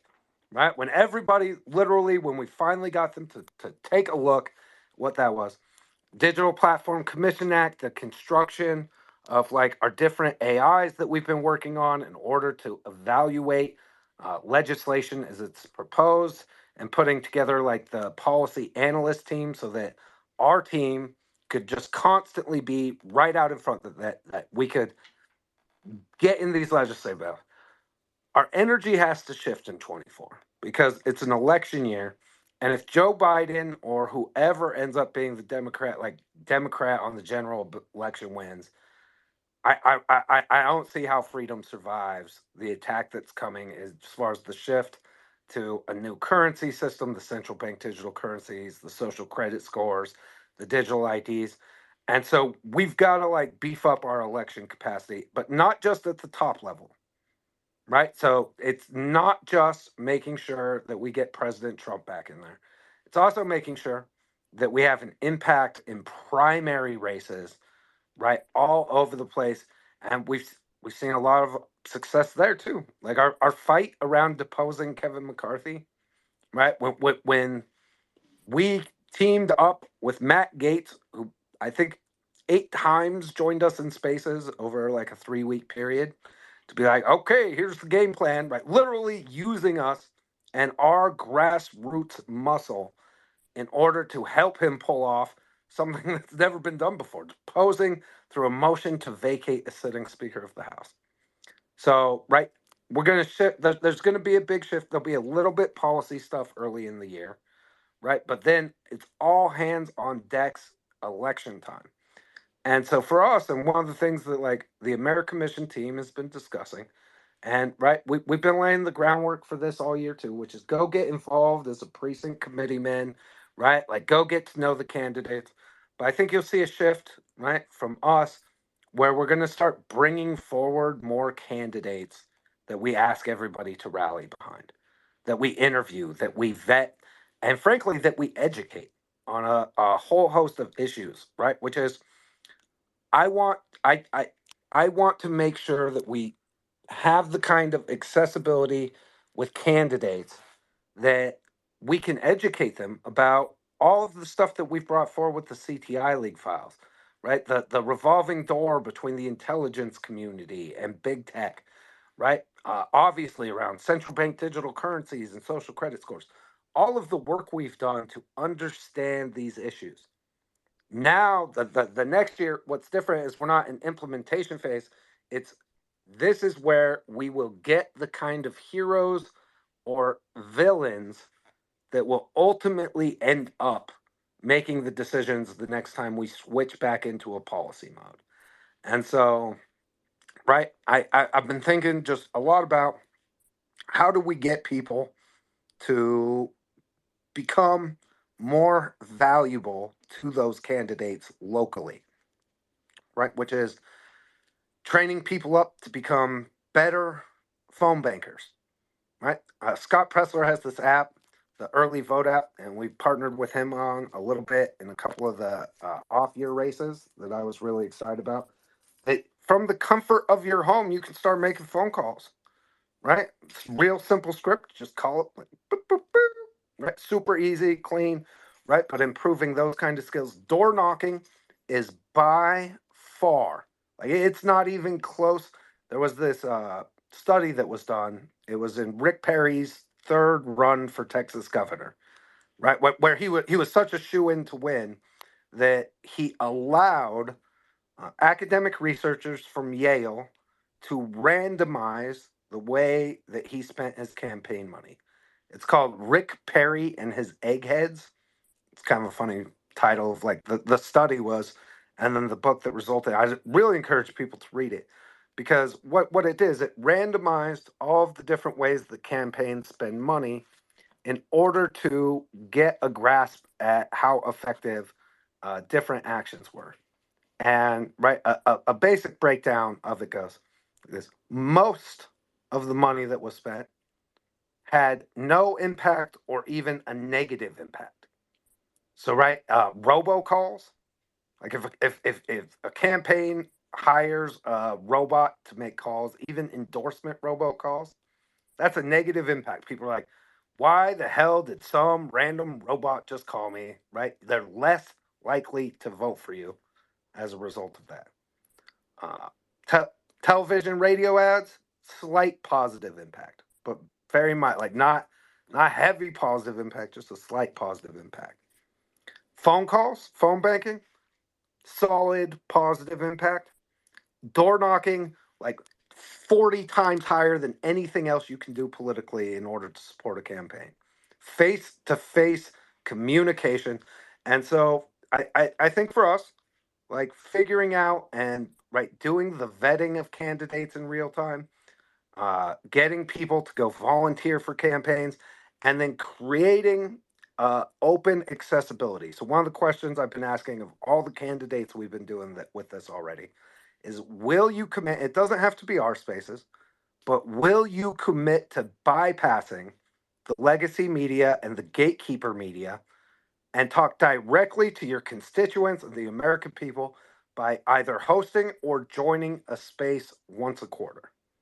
Because if we can get to a place where our elected officials in Congress or our elected state officials regularly use this as a town hall style platform, I believe that gives us a level of accessibility to be able to push the kind of agenda and research and work that everybody's doing through this whole thing. So, right, for me, we've been organizing and figuring out just the best way for us to vet and give opportunities and platform as many pro America First candidates as we possibly can and start that discussion and open those alleys of accessibility, right? Just the network's there. And like Angelo, you're working for the candidate who's given me the best answer on CBDCs and cryptocurrency so far. And he's become a regular in our spaces. He committed to doing regular spaces, coming back once every quarter. If he gets elected, he's up there in Michigan running for Senate, Mr. Hoover. I'm going to go visit him in person. We're definitely going to do some like video work with him. But that's kind of the shift I see coming. Trash. What do you think? Yeah, no, that is going to be it. I mean, we already started seeing it. We laid the groundwork for a lot of that. We were very fortunate to have many members of sitting Congress come into our spaces and discuss these things and being directly involved. And then during that whole race that week, when we were covering it, when they were all coming in, we were also flooding the panel with people who were laying challenges. Also, there was tons and tons of phone calls. I mean, there was thousands of people listening at that time, and there were so many phone calls to these offices. And remember, like Thomas Massey and all of them came in and said, "Hey guys, every time these people's phone is going down, the phone is ringing again. It's working." Then we saw Kay Granger step out. We saw Ken Buck is going to be stepping down. Ferguson's got a hell of a challenge down in Georgia. And you were talking a lot about the ground game and how that shifts. And Savvy's here with us. Savvy is like a ground game extraordinaire as well. Savvy, what do you see going into 2024? I know you've got that big playbook as well, and kind of what your thoughts are Yeah. going into it. As I've said probably 9,000 times, and it is too very much to Dustin's point, but it's going to be ground game. It's going to be the door knocking. It's going to be the phone banking. It's getting behind your state candidates that are America First and vetting them and donating your time to them because nine times, sorry, I'm out of breath, you guys. 9 times out of 10, they're not getting the appropriate funding from the GOP because they're not their candidate. Um, but it will be a bloodbath. If we think, 2020, we all know how conservatives were treated in 2020. It will be worse. Um, I mean, for instance, I mentioned in a space last week that here in Gwinnett County, they are expanding their sorry you guys, I'm totally out of breath. They're expanding their riot training and riot facility training here in Gwinnett. They're working in tandem with Fulton County because they are expecting major uprisings here next year.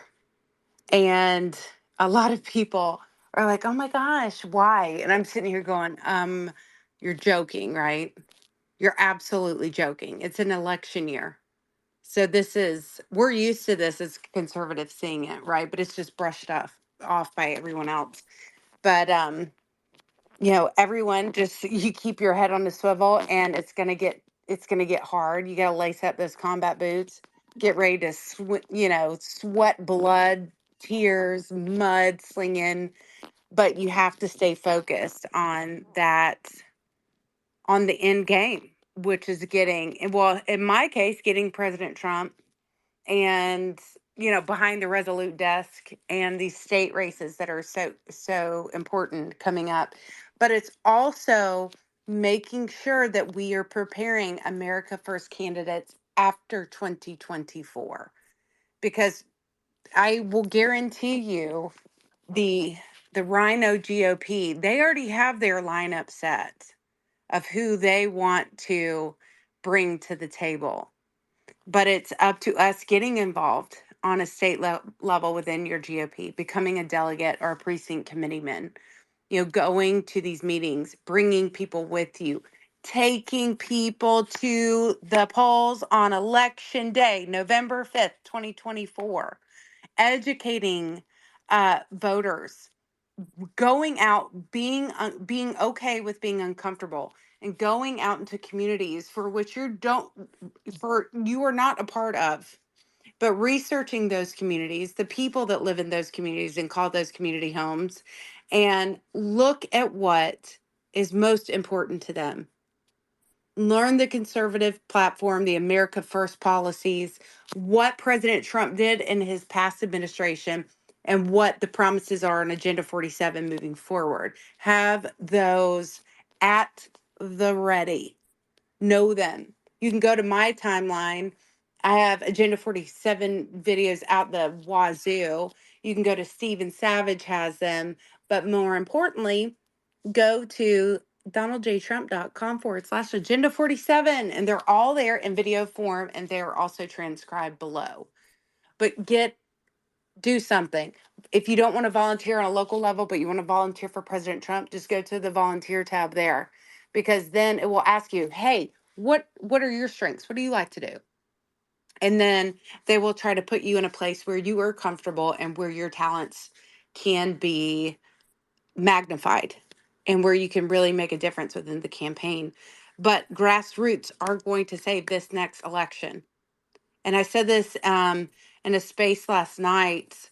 I was briefly in a space, and grassroots. We aren't the sexy cool kids. All right, we don't have the massive platforms, the subscribers, and the donors. Shit, we can't even get looked at. To help move something that's actually saving the country. I mean, look at Scott Pressler. He has been and boots on the ground since I can remember, and he still struggles. Um, but that's okay, because when we look back at it, you will be able to say, you know what, I did something to help save our country. I look at this, and I said this in another space. Look, when you go home tonight, if you're not already there, look at the people, or look or find something that you love more than anything in this world. That's what you're fighting for. And it is quite an honor when I look back at my ancestors who are revolutionaries, right? And they fought for our fledgling little nation. I get to fight to save it. And that alone right there gets me just so very excited. We have so many things. I know Aaron and Dustin hear all the time, oh my gosh, why isn't anything happening? It's happening. I promise. You're not seeing it because a lot of us are, suppressed, shadow ban, or your mainstream media outlets that you have playing at work don't cover it. But there are things happening. We have a really big court case on January 9th here in the state of Georgia where Brad Raffensperger lied, and he's being called to the stand. And you best believe I'm going to be there. But then we also have the, Missouri v. Biden that trash has been going over, the Stamos case. We still have all of the cases that President Trump unfortunately was indicted for, but they are, so how often do you really hear anything about that? But things are happening. Pieces are being put together.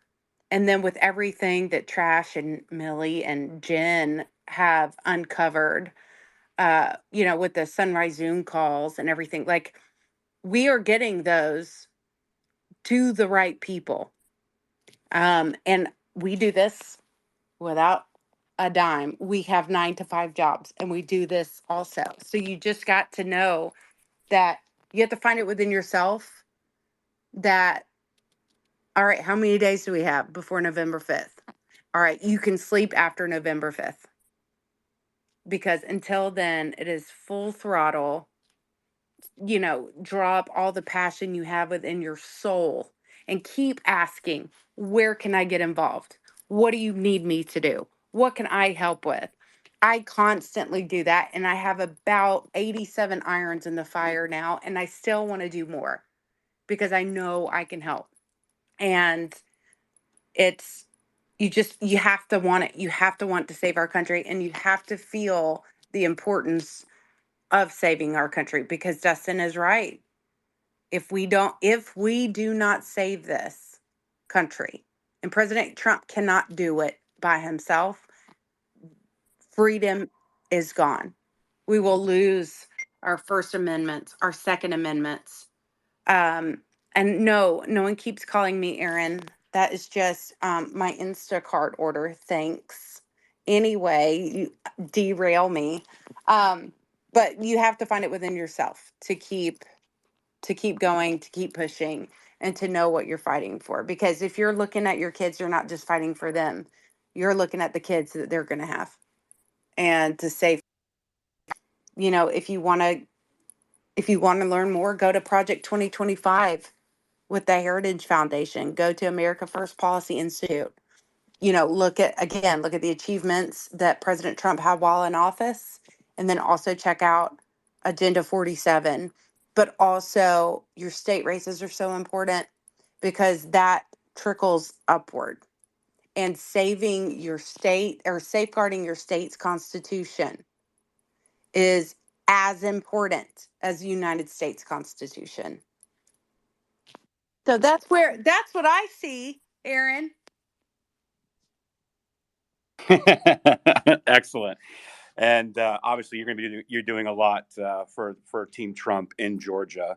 So congratulations on that. That's a big Thank win you. for you.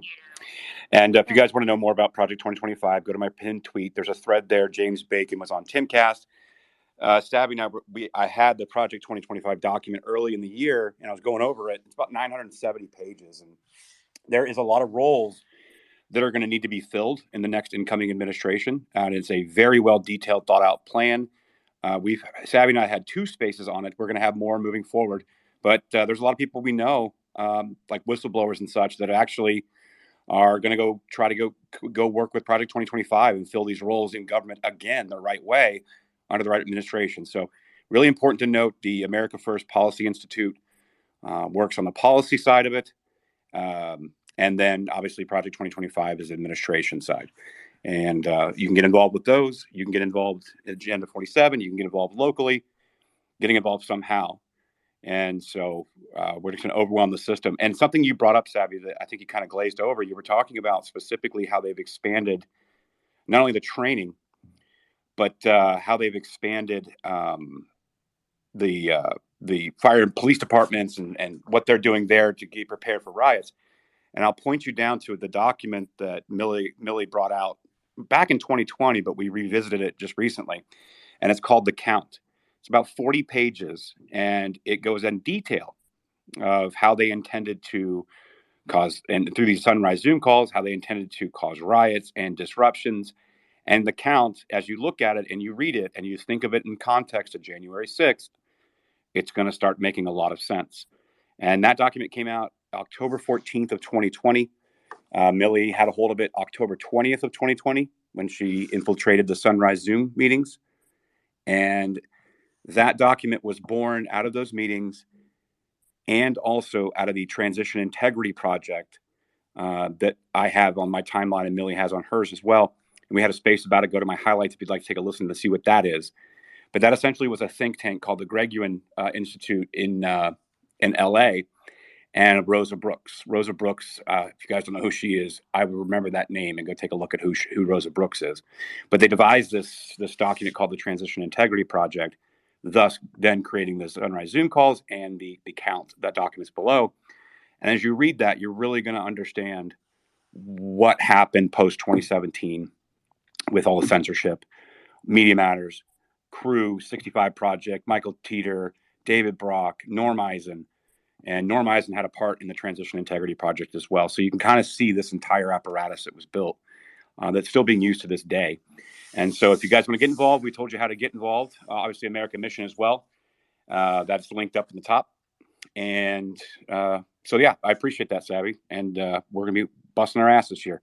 All right, Angelo, I'm sure you've been wanting to get in here since. Oh, Dustin, go ahead, and I'll kick it to Angelo. No, go ahead, Angelo. Get in here. Thank you guys for having me.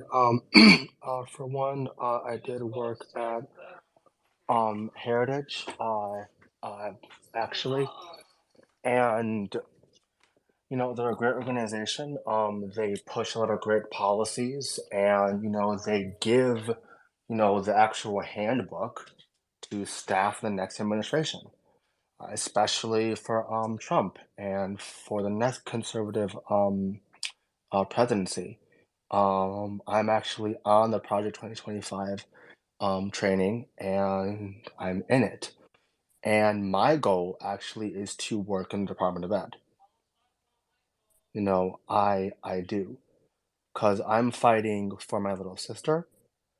She's in high school, and I'm fighting for everyone else. We have to get back to the basics, right? We have to get back to are reading, writing, arithmetic, not this woke ideology that seeks to, that's just brainwashing our children, you know, and it's sad, really. Um, but, like I said, it takes a good ground game to get everything done. You have to have boots on the ground to get stuff done. That is what the grassroots movement is. The establishment will put up billions of dollars, and the RNC is not going to help at all. Rana is not going to help, not not going to help either. But it is up to us as Americans and conservatives who truly believe in the America First agenda to take this country back from the powers that be that are um, with BlackRock and Vanguard and Soros and all these and whatnot, right? Um, and we need candidates who will push for that. You know, um, uh, you know, um, but yeah, thank you. That's really awesome, Angela. Thanks a lot, man. And we'll be covering a lot more on Project 2025 moving forward, and that is what's needed and getting involved. And I'm assuming, since you are connected with Project 2025 and Heritage, that you're Yes, familiar with Jennifer McWilliams and Courage is a Habit, Alvin, and all those guys. So I'll be looking forward yeah, to that this year. Yep, yep. for Great sure, people, great people. Yep. for sure. Oh, All right, Liz. some of my Oh, go ahead, Dust. Go ahead, Dust. but before we go, Liz, I just want to add this other piece. A big part of what I see coming is it's going to be a back and forth battle, and right, it's not going to be all victories, but they're going to throw the kitchen sink with media attacks, with lies, with disruptions, with psyops, whatever it is, right? And it's going to be up to us to, as quickly as possible, dismantle that and move people on, right? And move the battlefield on. And I think they're prepared to throw everything. I mean, what more could they possibly have done to attack President Trump, his supporters, his family, his business, right? They have thrown out even the modicum of human decency, much less justice or equal application of the. There are no rules that they will not violate in order to try to maintain their power. And so for us, I can't stress enough how much it's important for us to protect our ability to organize on this platform, which is I think they're going to come extremely hard at Elon and X in particular. I think some of these attacks have come from other countries saying that they're violating hate speech laws and other nonsense. And so right, I'm gonna encourage everybody, if you can, right, like get the blue check mark or right get the X premium and do what we can to make sure that we have this platform for as long as we can have it, because I also think like this is going to come under attack because the truth is allowed to spread here. We're allowed to organize, right? And whether we're being rate limited or whether it's perfect or not, obviously there's still things we don't like, right? There's still layers of censorship that I think are too slowly being stripped out. But with that said, the truth doesn't need an equal playing field to defeat lies, right? All the lies can only win against the truth if they exist in a vacuum and people aren't exposed to the truth because people aren't nearly as dumb as we way too often characterize them to be. So another thing I'll throw in, I love Savvy's comments. I love the right, everybody's getting their headspace and like buckle up. This is it. This is the big old shebang bang, right? From top to bottom as far as the elections, top to bottom on whether or not censorship and the legacy media, right? And to be honest, I think they're on their last ropes, right? We're the ones who are ahead, and they're the ones throwing the Hail Mary, but they're desperate, and desperate animals, when cornered, can be dangerous.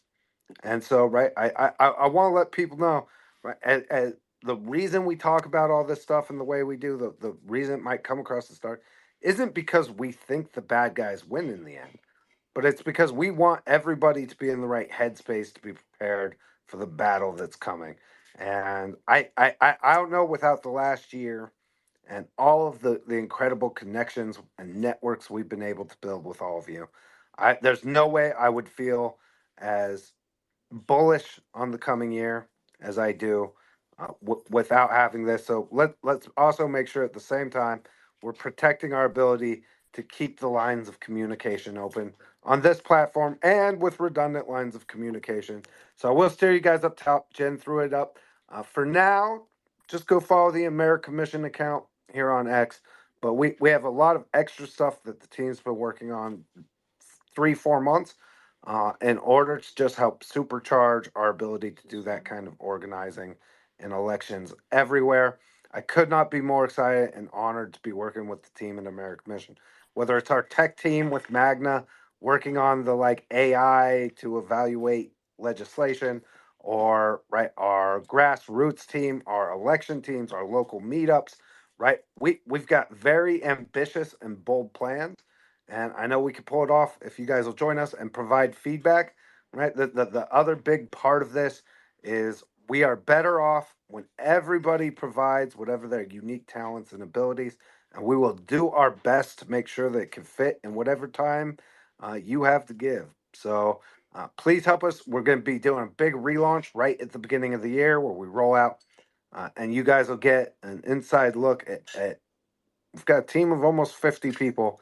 For about 6 months, I've been really working to just create something that can go much, much bigger, and we're really proud of it. I hope you guys will get on at the ground floor, and I'm really excited because it's going to take all of us. It really is doing whatever we can do.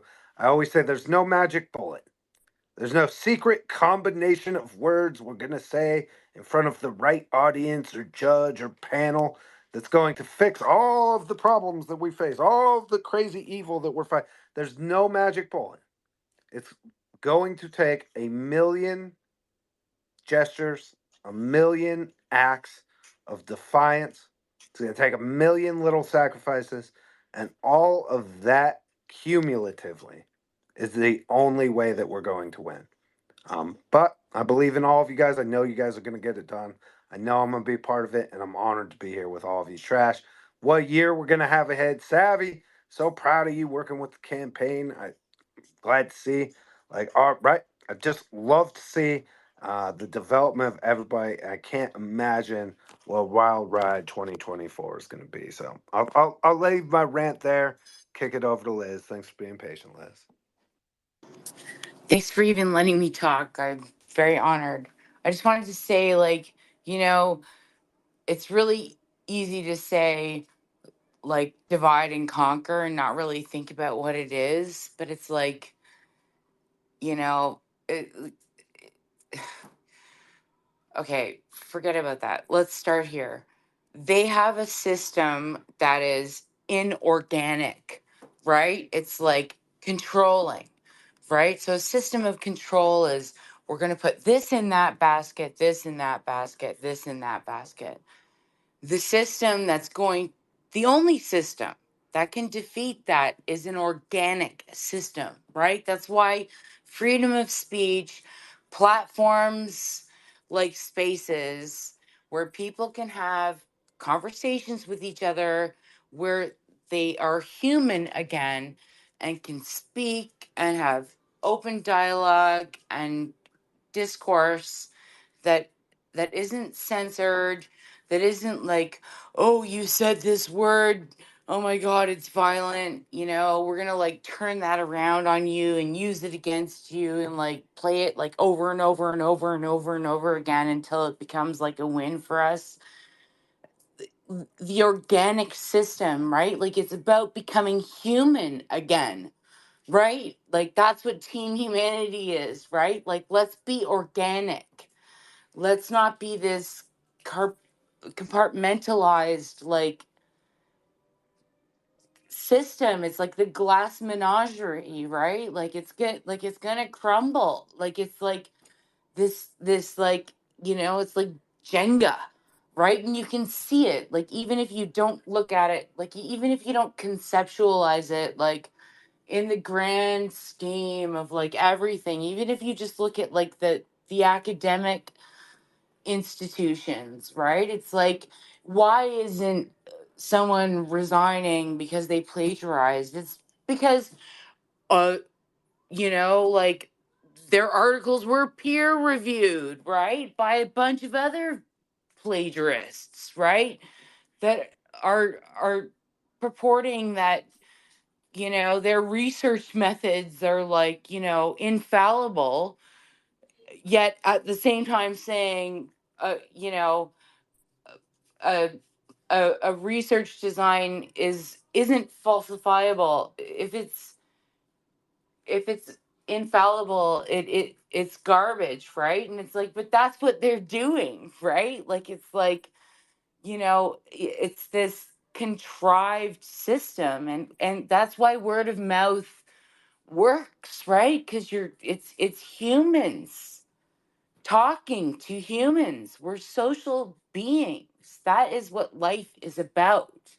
And we've diluted it. Like, we've diluted, like, like in Canada, for example, like, we have the College of Physicians and Surgeons, or whatever. It's like the regulatory body, right? And it's like they got anti-racist experts to review the curricula and uh what do you call it, like practicum, whatever, right? Like residency requirements for someone to be like assigned a medical, like a license to practice medicine, right? Like a medical doctor.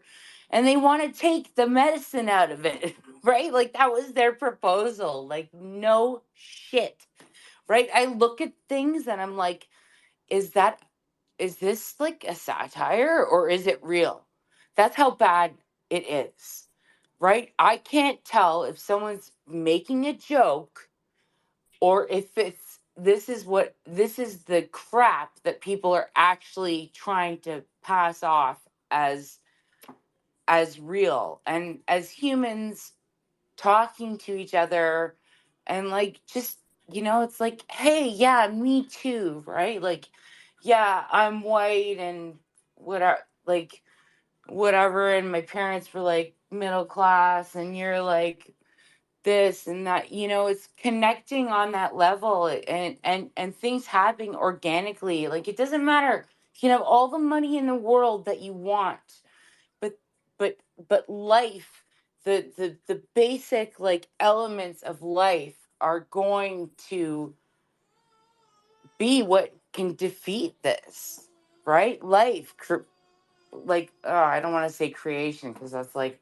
a whole big like religious thing, but like, creativity, right? Like, like ideas that happen, like that is what is going to defeat this, right? Because from that original thinking and critical thinking is born, right? Their system of twisting shit around on you is garbage. It's not gonna work, right? It's yeah, Ab- okay, whatever, guys. Let's do this anyway.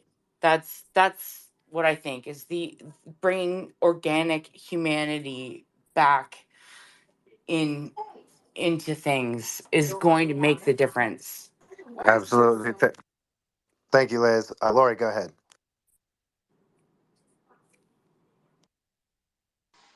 Hey y'all, great space. Thank you for all your work. I'm a county commissioner court warrior. I fight at the county, and every 2 years we've been trying to work at the legislature, but that's been pretty dysfunctional. But we started with county auditing using the Public Information Act request in Texas. At least in Texas, we have 254 counties, and we use the power of the Public Information Act request laws to get our election records, and we reconcile our elections, or try to, and then take those reports to our representatives and our findings to our representatives and try to get the electronic voting machines out. That's kind of been our battle, but we are also taking some of this stuff like this, the Schellenberger CTIL files, the CISA files, Missouri versus Biden, and we go to our weekly county commissioners court meeting and read these things into the record from the podium. And that is your, in our federalist system, that is your local government, the administrators of the law.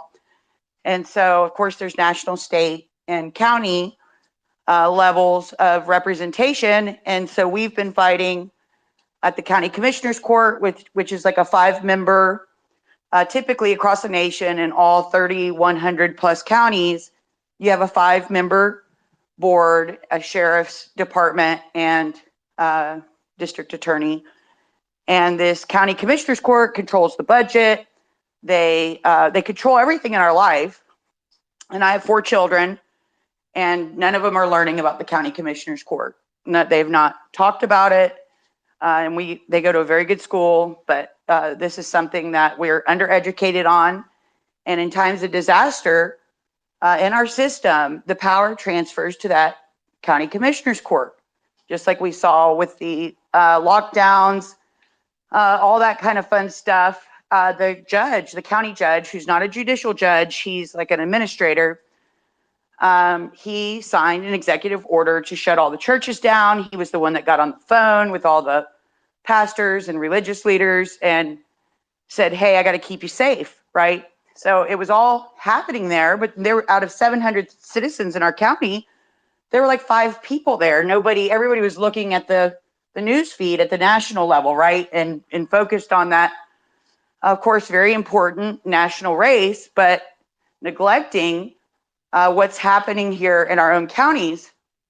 And so if your issue is elections or your issue is censorship or medical freedom, these types of things at your county level in some form, it's happening there. And you can request emails from your representatives, your department heads, submit requests for election records and other things. And really, when you see it for yourself, that's where leaders are made, right?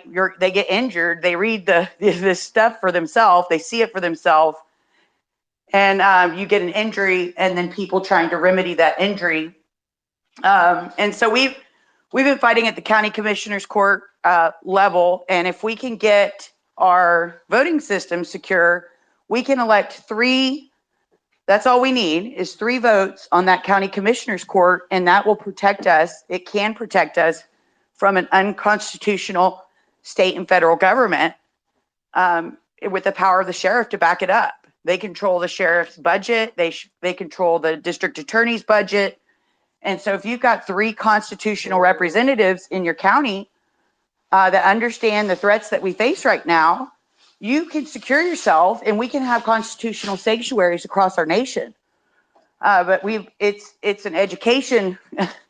We've got a curve to teach people that they can be secure, that they can have a constitutional sanctuary in the same way that they allow illegal immigrants, and create these sanctuaries for illegal immigrants. We can also have constitutional sanctuaries declared. And so I work with Cause of America, Lindell's group, and we really focus on educating people on how to perform citizen audits, how to audit, how to get involved on that county level. So if you're interested in elections or anything like that, you can go to causeofamerica.org. If you're in Texas, that will go to me, and I can get you plugged in with people in your county and get you started. But that's kind of where our focus is trying to really get folks to put this on the public record. You don't have to come up with a speech. You don't have to write it yourself. Even going and reading Missouri versus Biden, or even some of the analysis and commentary and threads, print them out and hand a copy to each of those representatives there, because they're pretending none of this is happening on the outside, right? They're like going with the mainstream news media, like nobody knows what's going on, and we're like, the gig's up.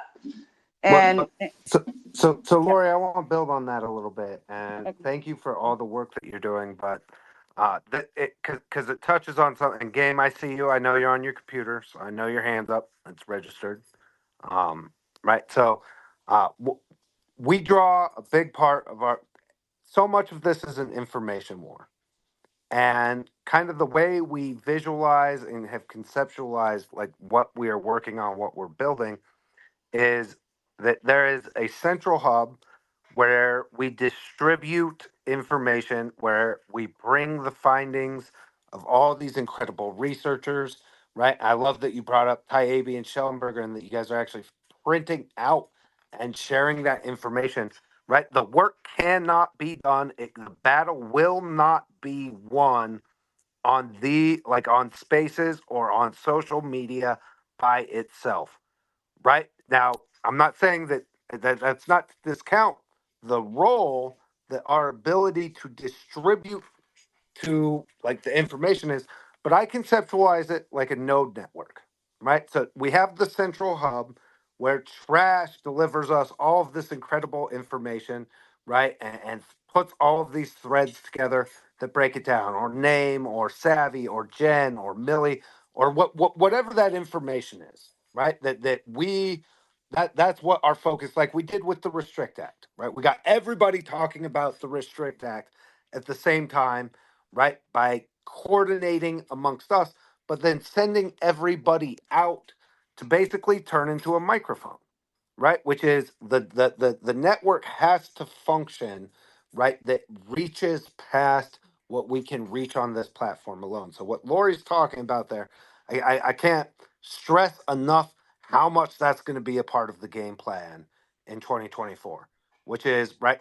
We will we will do our best to make sure that we're providing information and visual information and printouts, right? And that makes it in a more distributable form, right? Because we realize that not everybody's going to sit and listen to a 2 hour space or 3 hour space, right? But our job is just to arm you guys. And right, it's one of the things I love about spaces is how often have we seen people improve their public speaking skills, right? Improve themselves as overall influencers by participating and coming up on stage, right? And working out. We love when people come up, even when they're nervous, right? Like Liz today, I was right really excited that she had the courage to get up here, right? And start talking because right 2 3 months from now, she'll be dialed in. She'll be convincing everybody, right? Like bringing people in. But concept of right, we are all nodes on a network that has to be able to spread information, and all of this information we're doing a lot more broad, right? Which is if we just do the uh, social media echo chamber, right, where it's just us congratulating ourselves for uncovering stuff, right? It won't be effective. So our job is to do exactly what Lori was saying there.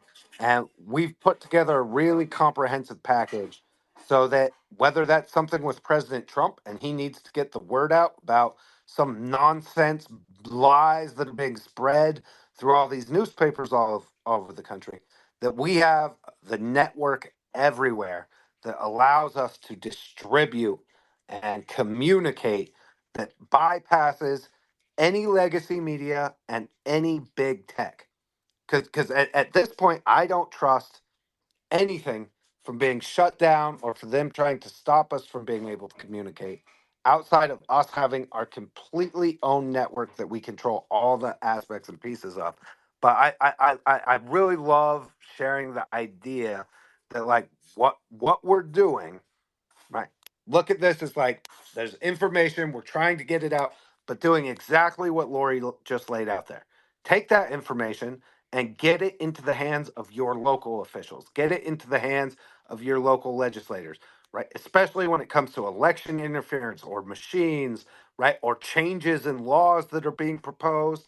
This time we have to be more prepared to identify whatever scandalous, nefarious stuff they're trying to do to give themselves often a legal advantage in the election, and spread that information to counter it before it can even gain traction. And what's interesting, Trash, when you guys went through the count document, how much emphasis did they put on that the public sentiment has to go along with us? We have to, right? If the public's not with us, ultimately, Trump will be like, we won't be able to pull our plot off. And I'd love for you to elaborate a little on that and then kick it around. Yeah, it was everything. So, matter of fact, I actually put a link. The Transition Integrity Project was one of them that mentions it a lot. But the count is the document that really was born of that, that's basically all they talk about. You can go through the document yourself. It's about 40 pages. There's some really illuminating and damning things in here. But basically, and just so you guys know, this is original source document. This actually came from the centralized hub that all these groups, these horizontal leftist activist groups, connected with and had the Sunrise Zoom calls. But everything relied 100% on perception, right? So that it wasn't just censorship, it wasn't just legacy media, it was a collection of all of it. And the perception had to stay. And so much so that they actually broke it down by the actual legal dates of how the election completes. So if you guys don't know, Transition Integrity Project was essentially what it was they war gamed. They had about 4 scenarios, and they war gamed exactly how the election would play out. And then they superimposed it with the legal dates and times on when things were due, right? So like December 8th and January 6th, January 20th, and they gamed out exactly how they were going to counter that. So much so, I mean, I'll just give you an example. Controlling the perception was important because they had to rely on the messaging, and they basically wanted to operate within these gray areas, not the legal areas, but the gray areas. They basically they intended to carry in gray areas perception, because if the perception was there, then the public would accept what was, number one, not constitutional, and then number two, how these non-legal avenues that they would take, and they would essentially create the perception that it was legal, that this is normal. And what Trump is trying to do is a coup and this and that. I've never seen anybody commit a coup on the country and then step down, even if they believe they lost the election. But that's another matter. To give you an example of how gamed out this was, I want you guys to think about this. When I read this, I want you to think about this, and I want you to think about January 6th. So on page 35, it says, Democrats in Congress must use every constitutional, procedural, and political means necessary to delegitimize Trump's attempt to usurp the presidency, up to and including voting in unison against the Republican effort to count Trump's electoral college votes, ordering the sergeant at arms to remove Republicans from the House chamber, boycotting the electoral college count, and staging protests inside of the Capitol to make it physically impossible for Congress to meet. And so that's just one little sentence out of this 40-page document, but it really shows you exactly what they intended to do to essentially usurp the presidency and then create legitimacy for the non-legitimate election votes that we saw in 2020. Go read that document. I'm telling you, it breaks it all down. And then you can go to my timeline. You can go to my highlights tab. You can find the space that Millie and I and Jen did and Dustin did on the Transition Integrity Project. Both documents will be linked down in that chat. You can go listen to it.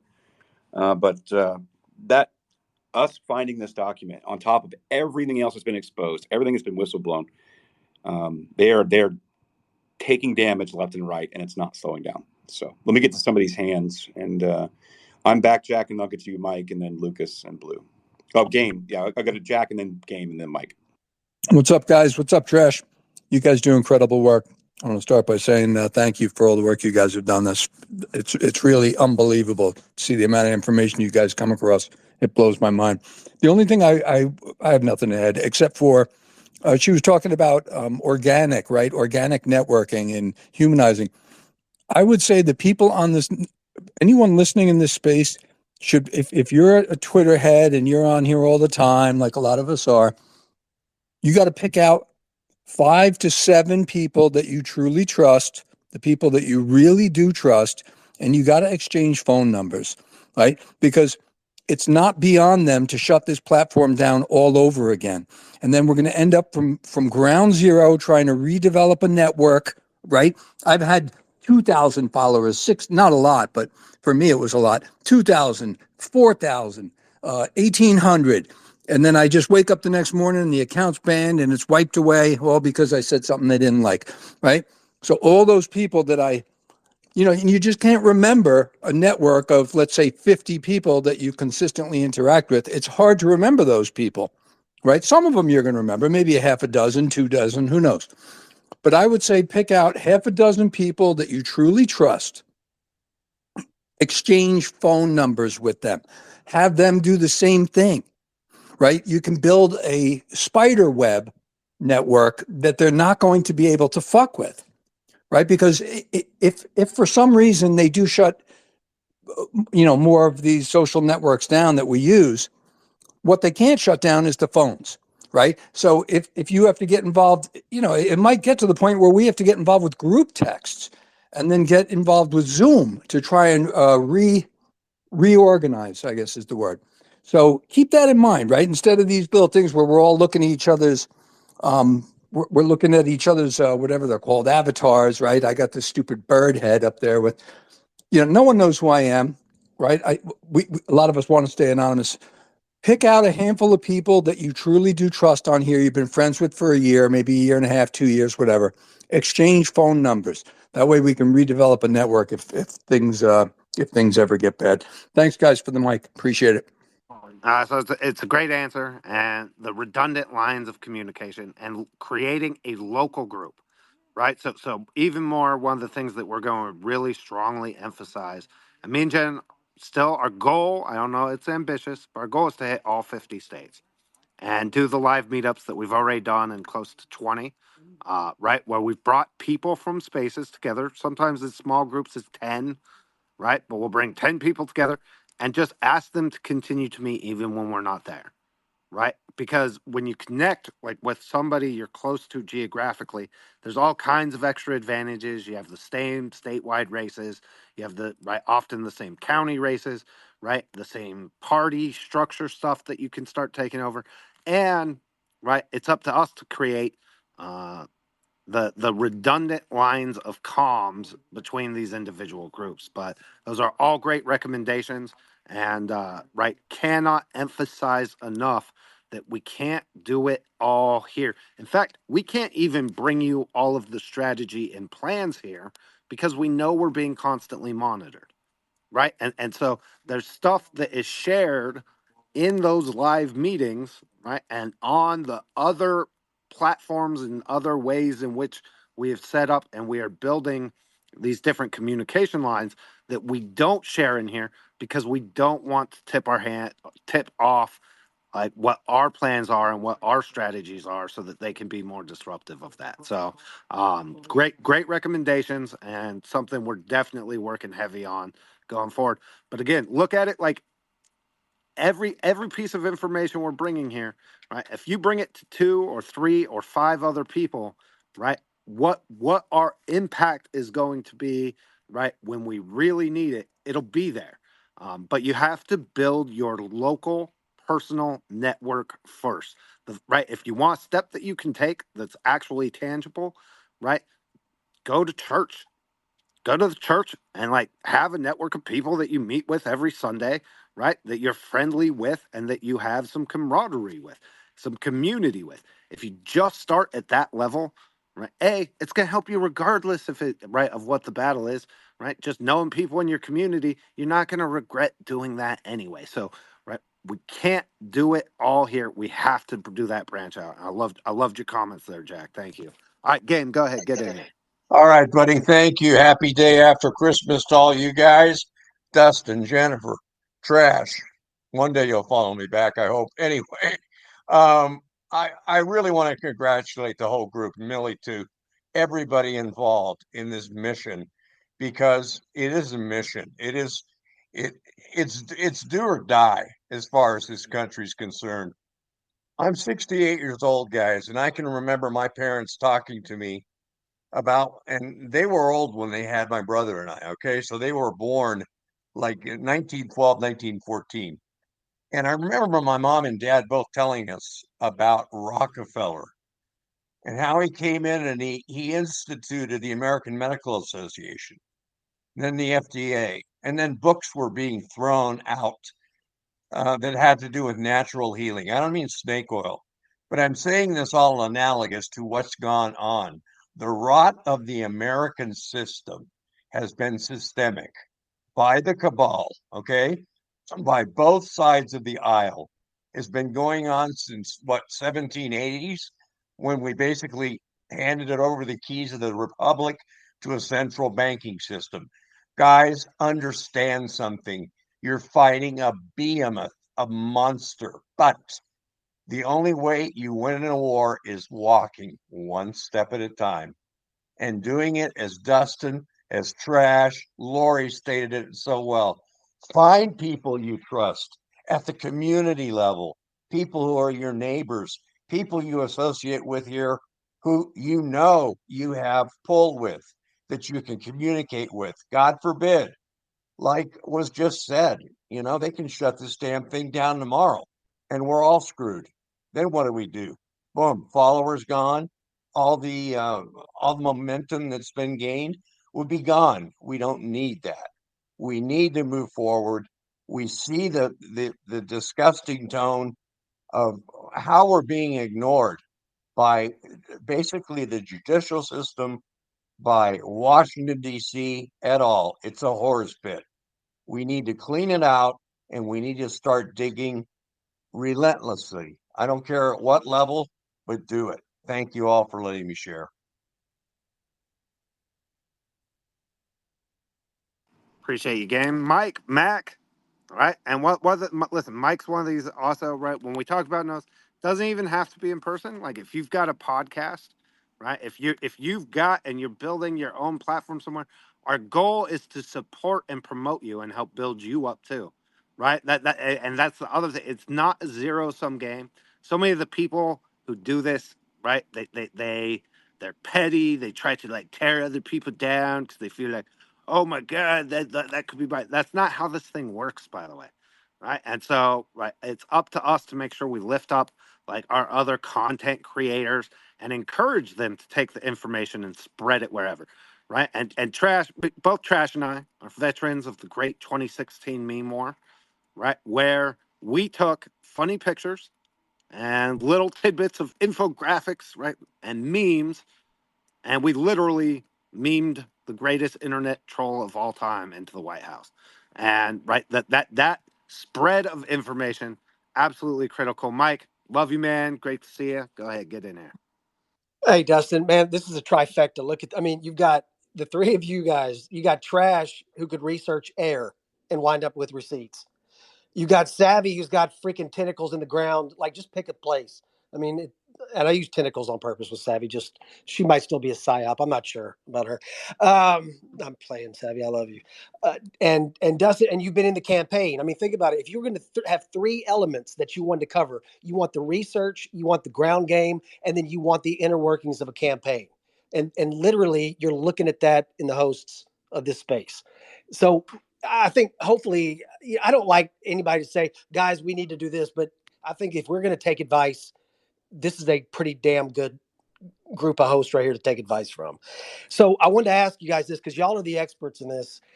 See, and I say that y'all are the experts, and we're more of like the enthusiasts. And Dustin, I've got two scripts written for American Mission that are coming out like since we get past the new year. But I wish you hadn't said that. But God dang, I want to tell you so bad, but it's not. I'm not ready yet. But anyway, side note. Um, but what I want to say is we're more. Y'all are the experts. We're the enthusiasts. And and I think we worry a lot as far as the things that we don't know about. Like when I see these politicians, I'm always thinking it's like they can be blackmailed, they can be bought, they can be persuaded. It's like and I wonder like what can I do? What can I say that's going to kind of combat that a little bit? And I was just making some notes when y'all were talking earlier, and things along the lines like I don't know. I'm thinking of like are there community contracts that we could come up with? Are there like, like kind of like that watchdog journalism, like adopt a politician where we do some kind of, I don't know, like, and Lori had said it earlier, like I think it was Lori with the audits, like citizen audits where we keep a scorecard and we keep a public tally. Because it's like, think about it with trash, and you guys, y'all are talking about certain events, and who starts popping in? Gates starts popping in, freaking Beverage starts popping in. And it's like they hear it and they can't let this conversation go like undefended. I mean, especially imagine what would happen if it started to turn against them. Like they're going to pop in and start defending themselves. And it's almost like, how do you guys see, like,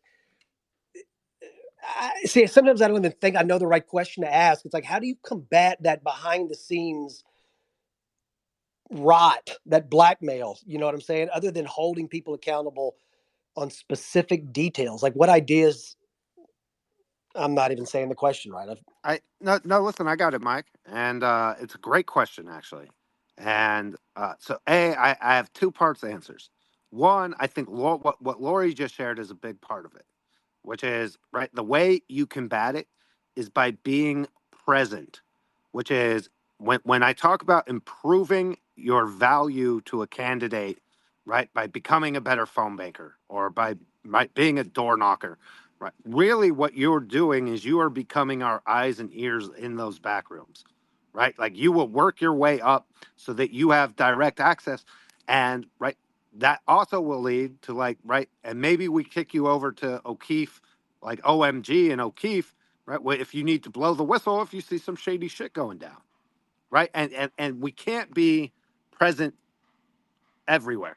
The second part, right, and I really appreciate the kind words, but we learn more from you guys than we share with you guys, which is right, and it's honestly the entire basis of the federalist system, right, is that you have these unique experiments in liberty that right some states do one thing, some states do the other thing. We look at what works and that ends up like spreading like because we're able to actually evaluate what's effective. The same will be true of like this effort, which is maybe Mike you realize or you stumble right like you figure out like oh man I can hold people accountable this way or I was able to make my influence on the campaign much broader by doing XYZ. It's up to us to share that among the other people who are trying to do the same thing, who are volunteering their time and their effort and their energy to go participate, to get close to candidates, to be part of campaigns, right? And be feeding that information between us because ultimately that's what's going to make all of us more valuable. And the more valuable we are, the more access we'll get, and not just in the campaign, right? Not just in the immediate, like, hey, I saw this weird deal go down, or right, my candidate's doing something I'm a little suspect of, but also when it comes time for the policy debates again, right? If you're the person who the now elected official knows because you showed up, you were in the office, you're the ones who knocked doors on them, right? There's really only two ways to make sure that elected official take your calls. Write them a big ass check or be present on the campaign in a big way as a volunteer and somebody that they recognize as having provided real value with their time and energy to the campaign. And so that there's long-term benefit that way. But again, the only way that we pierce like what's going on is for us to get people on the inside who can report back when they see that kind of shady shit going down. All right, let's go to Lucas. Go ahead, Lucas. Hey, first time tuning in here, just looking at some of these spaces, and what y'all have been talking about is very interesting, especially with electorate integrity. So I'm actually a candidate for state house here in Montana. I'm running against another Republican, technically Republican, not the most conservative votes in the state house.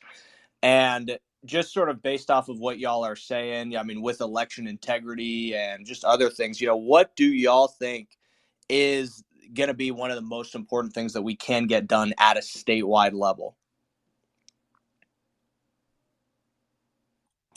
Well, it depends. If you're talking about election integrity, then it's going to have to be operating within, like, I'm in Maricopa County, so like Board of Supervisors played a huge role. Then the Election Commission here in Maricopa played another big piece of that. So it's going to be, there was a challenge to the Board of Supervisors here. I'm not sure where it's at. I haven't gotten any follow up. There's a massive team that is working here in Maricopa County. I will leave them all nameless. No need to bring them up in public because they are working pretty hard. I've met with them a couple times. But that's going to be a piece of it. Another big piece of it is going to have to be a lot of these states and getting their constitutions back on track, and all these emergency changes that were made has to be amended back and reeling it back in. It's going to take state level legislatures being elected into position, working with attorneys general of their specific state to actually start holding people accountable and chipping away at a lot of this. So that's going to be a huge piece of it.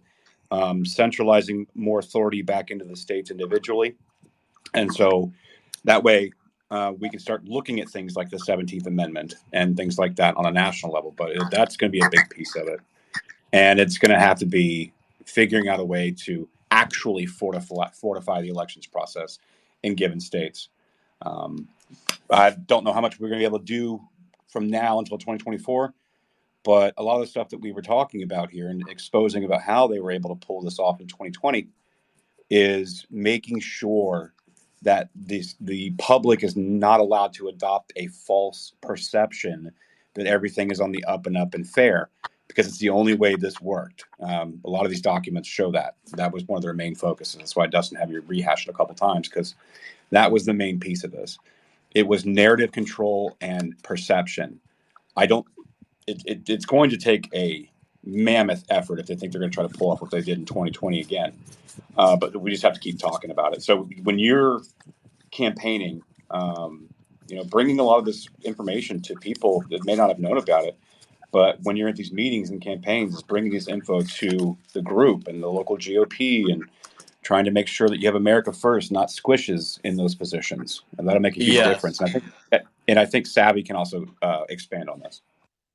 Well, if I may just interject real quick, yeah, no, 100%. And the local GOP here is relatively on top of it. We have a liberty-minded GOP chair in my county, Flathead County, and we're doing stuff with election integrity. We're meeting with the clerk and recorder, the county commission, and informing them about a lot of these election integrity things. And we're also working. I mean, myself, there's a Republican legislator in there.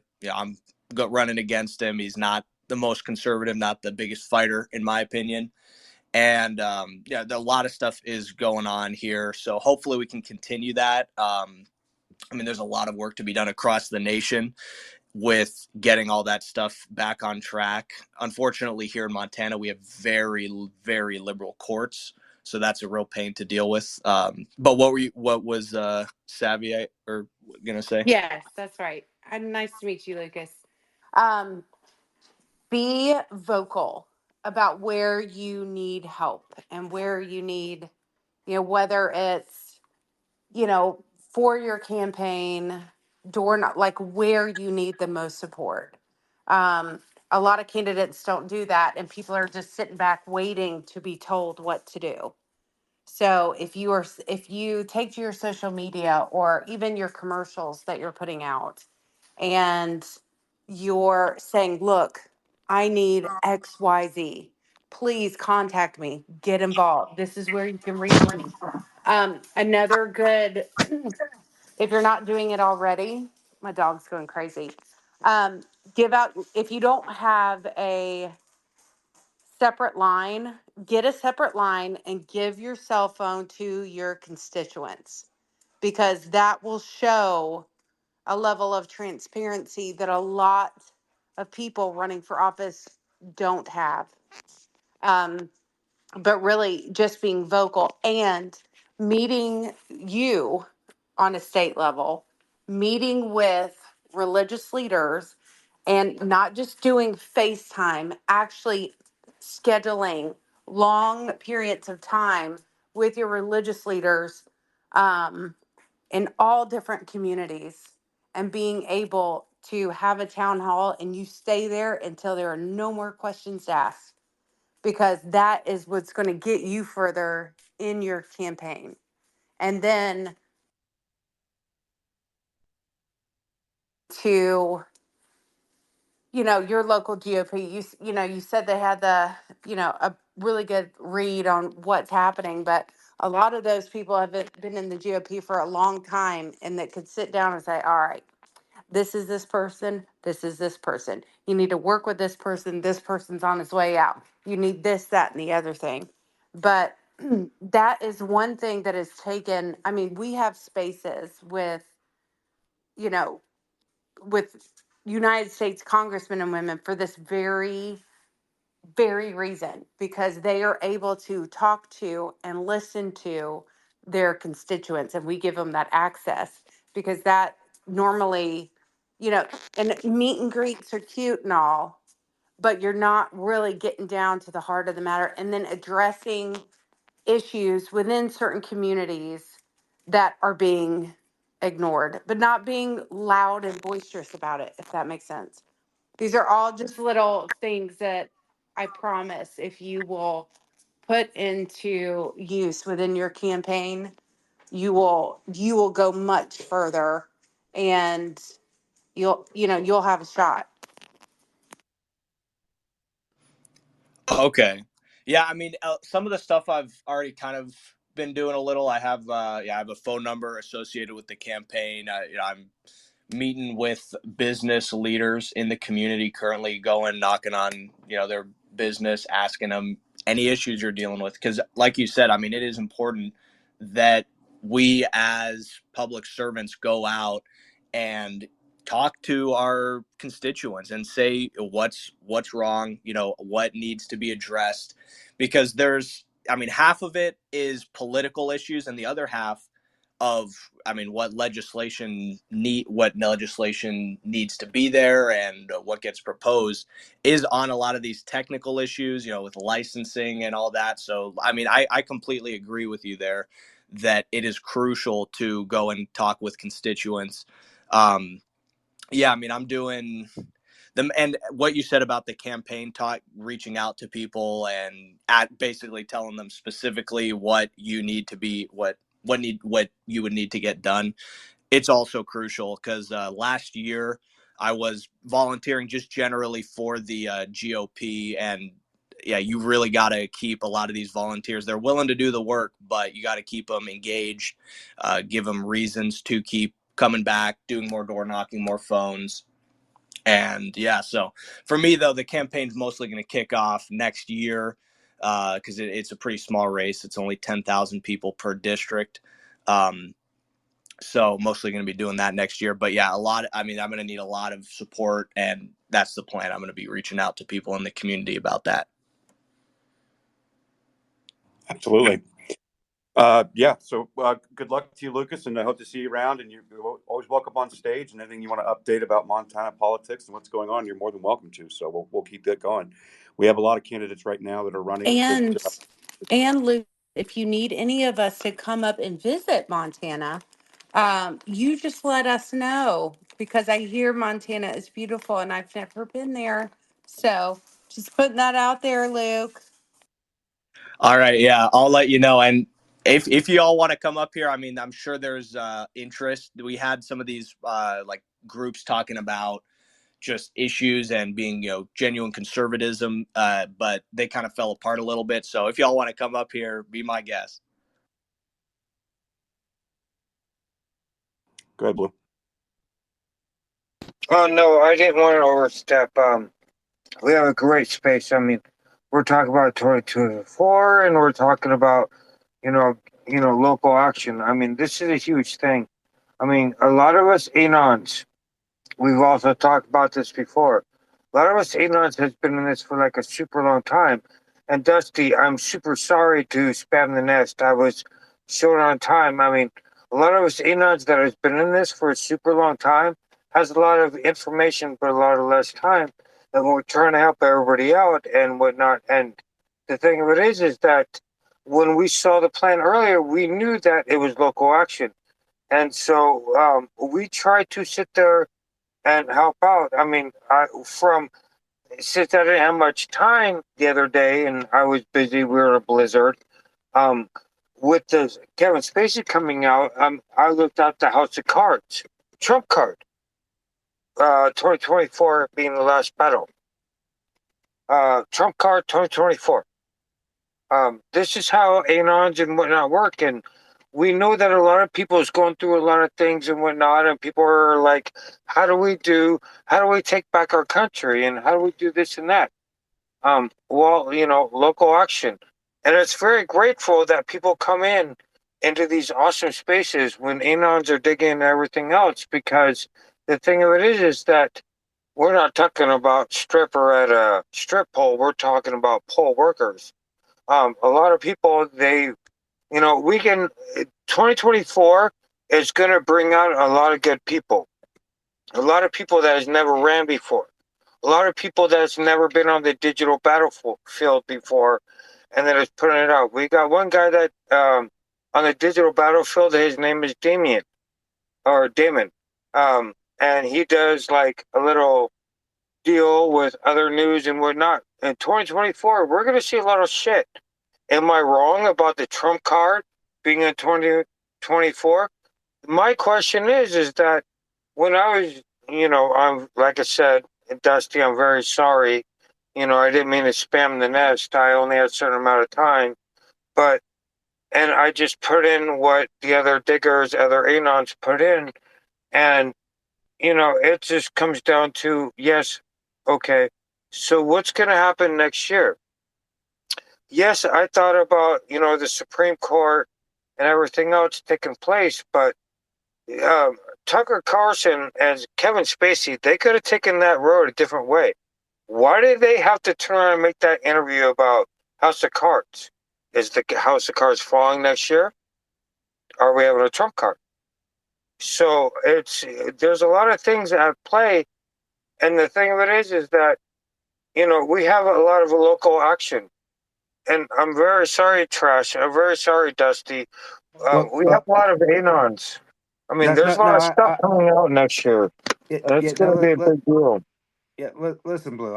I understand. However, it's a good opportunity to bring something up because you're gonna see, right? We're already seeing the attempts to disrupt and right to derail and disinform like people. Like the operations to try to disrupt what we're doing is really ramping up.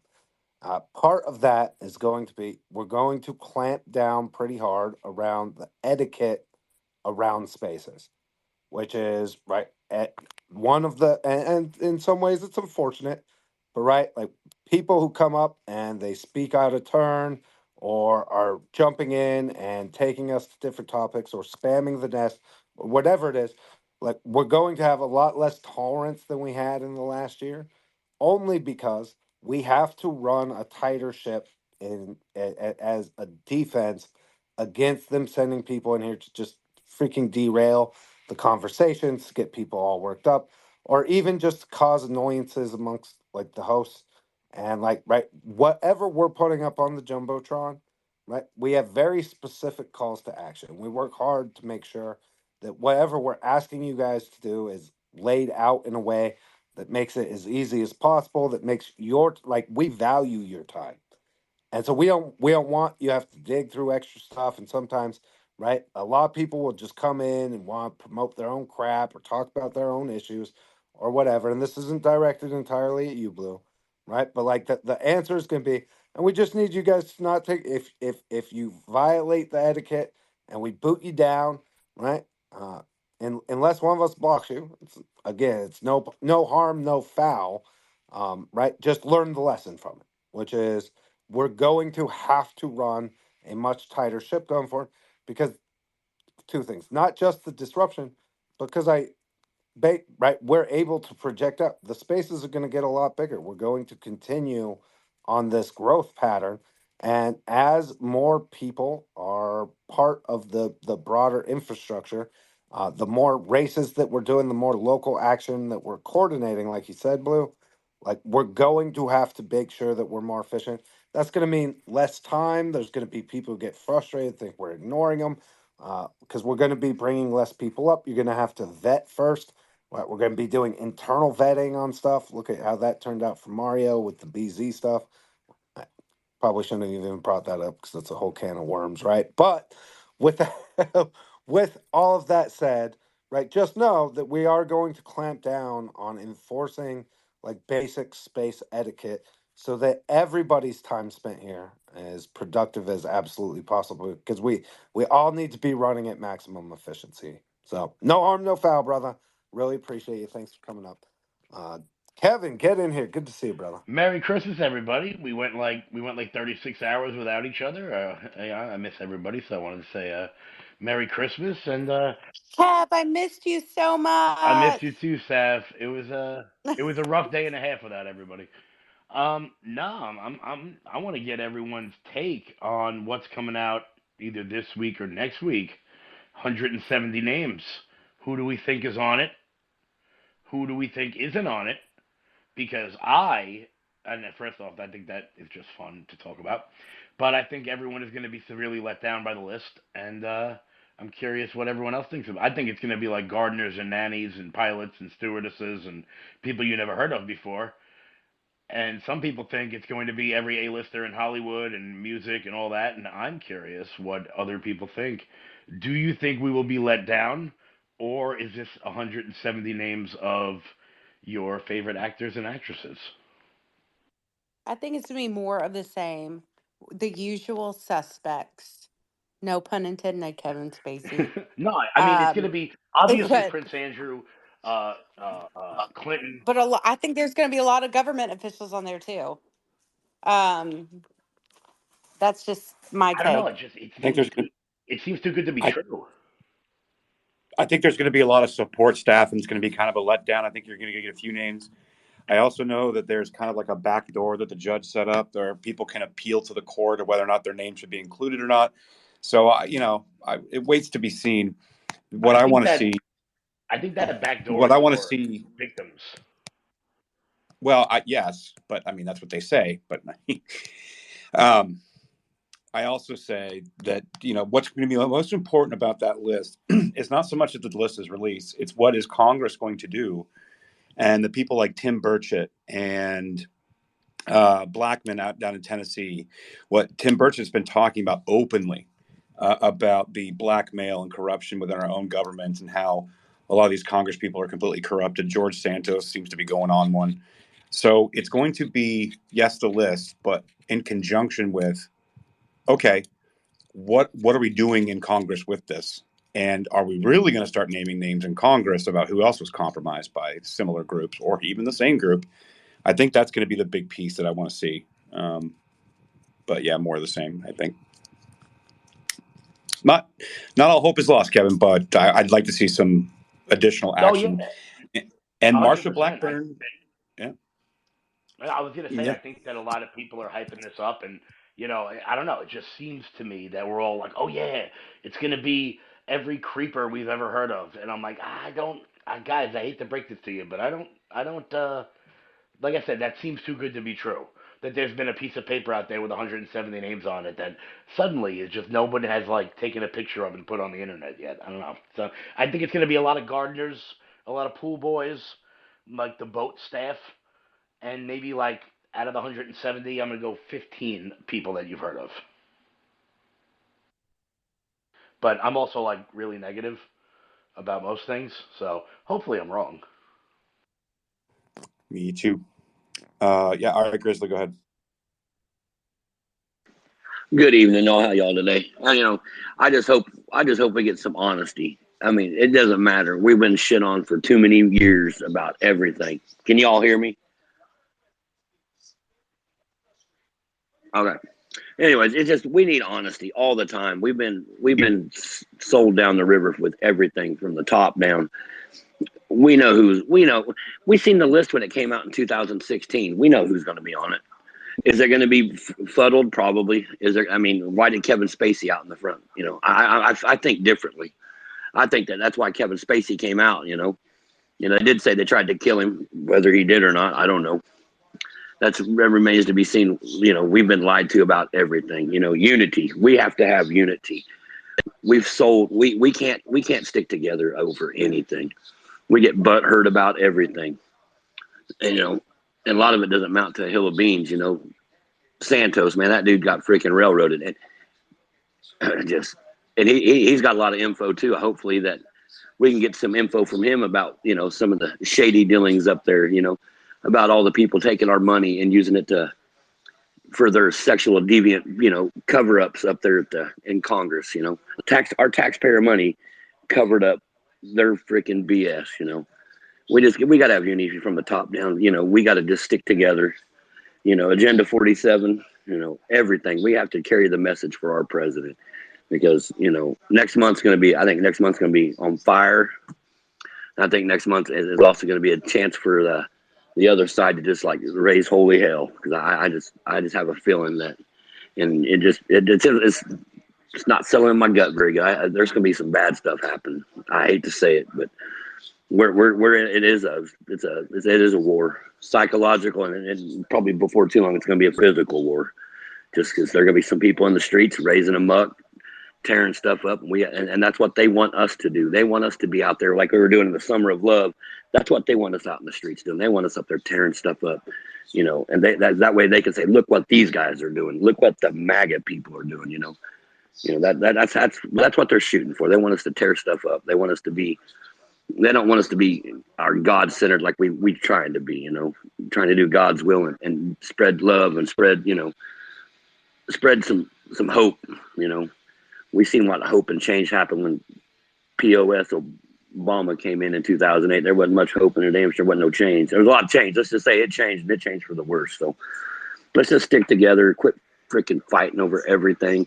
Who's smart, who ain't. When it comes to the Trump card, let's go back to 2000. Was it 1989, 1990? He had a game show called, wasn't it called Trump Card? And where was his address? Was Castle 45. I've seen it, kind of, he goes, I've been training for this my whole life, folks. I listen to that man more than anybody else. He tells us everything we need to know. He tells us what? He told us everything. Told us everything when he walked down the freaking escalator. But, we were too stupid to stick up for him. A lot of us did, and a lot of us didn't. A lot of us switched sides. That we're going to go for DeSantos, the old tippy toes, whatever he's walking on now. And you got all this other BS, and you're like, how can you turn your back on a man who's done everything? In 2020, he could have gave us the middle finger and said, you guys figure this shit out. Oh, well, no, he's still with us, And that's why we got to be with him until the end. So love y'all. Let's spread some love, and we need unity, and quit shitting on people, man. No matter what. Who cares? You know what? Take them to the side, message somebody. We don't need to be bashing people on the freaking internet. That's what they want. That's how they divide us. Everybody bitching about everything. We got to stop. Let's get that man in office so we can get our country back, and then y'all can fight over whatever, everything else. We don't need that shit anymore, man. We just need love, peace, love, and get that man in the office and get your ass involved with the local. Get involved somehow, some way. Guard the vote, whatever it takes. General Flynn said, guard the vote. We're gonna guard the vote, no matter what they tell you to leave. I guess get arrested if they tell you to leave. Whatever it takes to protect that vote, man. We got to do it. So love y'all. We need unity in this country. Thank you. Appreciate it. Yeah. Go ahead, Lacey. Hi, guys, and Merry Christmas. I just briefly wanted to say that, the first of the year is fastly approaching, and I'm a firm believer in we're going to have to roll up our sleeves and hit the pavement hard and get serious about, with what's going to be hitting us head on from them guys. And I also noticed that Gene Ho has been putting out 1 or 2 videos a day, just with truth bombs and all kinds of stuff. So he's somebody that I think we need to pay attention to, as much as, with the Kevin Spacey thing. That was came out of left field, but I don't know whether these things are stuff that we need to pay attention to, if these are hints, or what have you. But obviously the election is most and foremost the most important thing that we need to deal with and make sure people get out voting. But I think there's just so many different moving parts that we need to pay attention to, in these next couple of months. And also not forgetting about, what's coming over our border. I think this is a hidden agenda that's going to erupt. Don't know what yet.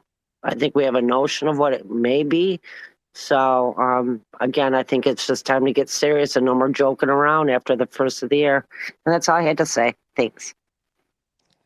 Yeah, thanks, Lacey. Probably going to wrap this one up, guys. I'm going to be hitting the road soon, leaving the office, and we've been going for a couple hours now, so 2-3 hours. So I'm probably going to wrap this up. So, Lori, get a quick comment from you. Any kind of follow up? I know Savvy is on the phone, unless she's back, and Dustin, some final thoughts, and then we'll wrap. So, go ahead, Lori. Oh, I just wanted to share a resource when we ran a campaign back in March 2022, and we're facing censorship, and Facebook would not let any of the America First candidates run political ads, and it was very challenging. We found this company called Genius Monkey, and for a relatively, it was a small budget, but they were able to get over 1 million impressions within a week, and they did not discriminate against us for being America First. And so, anybody out there that's running a campaign, you may want to look into spending your dollars. Genius Monkey you can give them, if you're a primary candidate, you can get access to the primary voters in your area, and you send that to Genius Monkey, and they will follow those voters around in all their ads, everywhere they go. They can put you in front of them. So just wanted to make that recommendation for those that were trying to get outside of the social media platforms and kind of get around some of this censorship stuff that's still going on. Thank you so much for the space, guys. Thank you. Appreciate you, Lori, and keep up the good work. You guys, everybody, thank you. The last couple of days have been really great. Really loved being able to spend time with you guys. Everybody's stories, everybody's contributions last week. We're only gonna ramp it up, as everybody's saying. Like, everybody's got to be in like full battle mode for 2024. Everything you can contribute, everything you can bring to the table, right? And build that local network. To go back, we did Tucker's speech at Heritage, and I want to just go back and re-emphasize trash, and probably the fifth time I've said it in here. But telling and accepting lies makes you weaker. It actively and quantifiably makes you weaker. Telling the truth, however, makes you stronger and is contagious and will spread to other people around you. Give them the courage to step up and speak out and challenge the lies that people send to try and manipulate you. So don't allow it to go. I'll end with a quick call to action. Would love if you guys would follow the America Mission account. I threw a tweet up from it up on the Jumbotron. And so if you want to go drop a follow to the American Mission account, we have huge things coming right at the beginning of the year. Lots of stuff to roll out, lots of stuff to expose. So would really appreciate it if you guys would go drop that a quick follow. And Trash and Savvy and everybody who spoke, everybody who listened, you are so appreciated today. And I'll see you guys, talk to you a little bit later.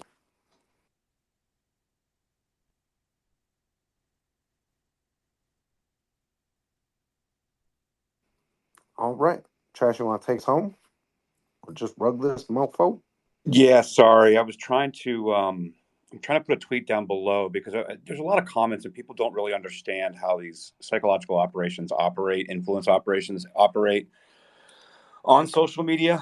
Um, sometimes it's really frustrating. So what I'm going to do is I'm going to put a post down below. Okay, it's going to be about the disarm framework. So next time you start emotionally reacting to something, or it seems like all these people are saying all these weird, crazy things, just remember this was actually developed by our DoD and by people who believed in altruistic mis and disinformation censoring. Okay. And then when you look at stuff and you're just like, like when we saw what popped off October 7th and how this went into overdrive, or like you go and you see these fake fights in the comments of politicians or people with large platforms, and you see these like just trolling comments. What it probably is, most likely, and a number of things. It could be real influence ops. It could be campaigns that are doing stuff. I mean, you're seeing it out of Nikki Haley's camp, DeSantis's camp, blah blah blah blah blah. But it also could be this disarm framework and stuff that we've exposed. And so I would just take you a moment to go take a look at these 4 screenshots that I placed at the bottom. This is directly from the disarm framework. Okay. And so you've got things like a co-opt trusted sources operation. And its description is an influence operation may co-opt trusted sources by infiltrating or repurposing a source to reach a target audience through existing, previously reliable networks. Co-opted trusted sources may include national or local news outlets, research or academic publications, online blogs, websites. The next one says concealed network identity. Concealing network identity aims to hide the existence of an influence operation network completely. Unlike concealing sponsorship, concealing network identity denies the existence of any sort of organization. Next, create conflict between subgroups or to widen divisions in a community. And the last one is coerce, bully, or frighten the target. An influence operation may use intimidation to compel the target to act against their will, or the goal may be to frighten or even terrify the target into silence or submission. In some cases, the goal is to simply make the victim suffer. So I want you to consider that, number one, this is not me. I didn't write this. This is direct from the disarm framework setup. We exposed what that disarm framework is, how it's operated, and it is connected with the CTI leak files that Michael Schellenberger and Matt Taibbi were leaked. The whistleblowers leaked to them, and they've been covering.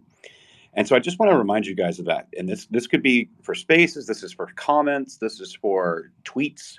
This is for replies to stuff.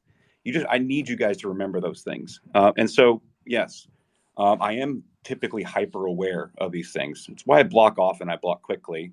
I don't really have time for it. If there's no value being added, you just want to pop off and say something stupid. It's a waste of my time.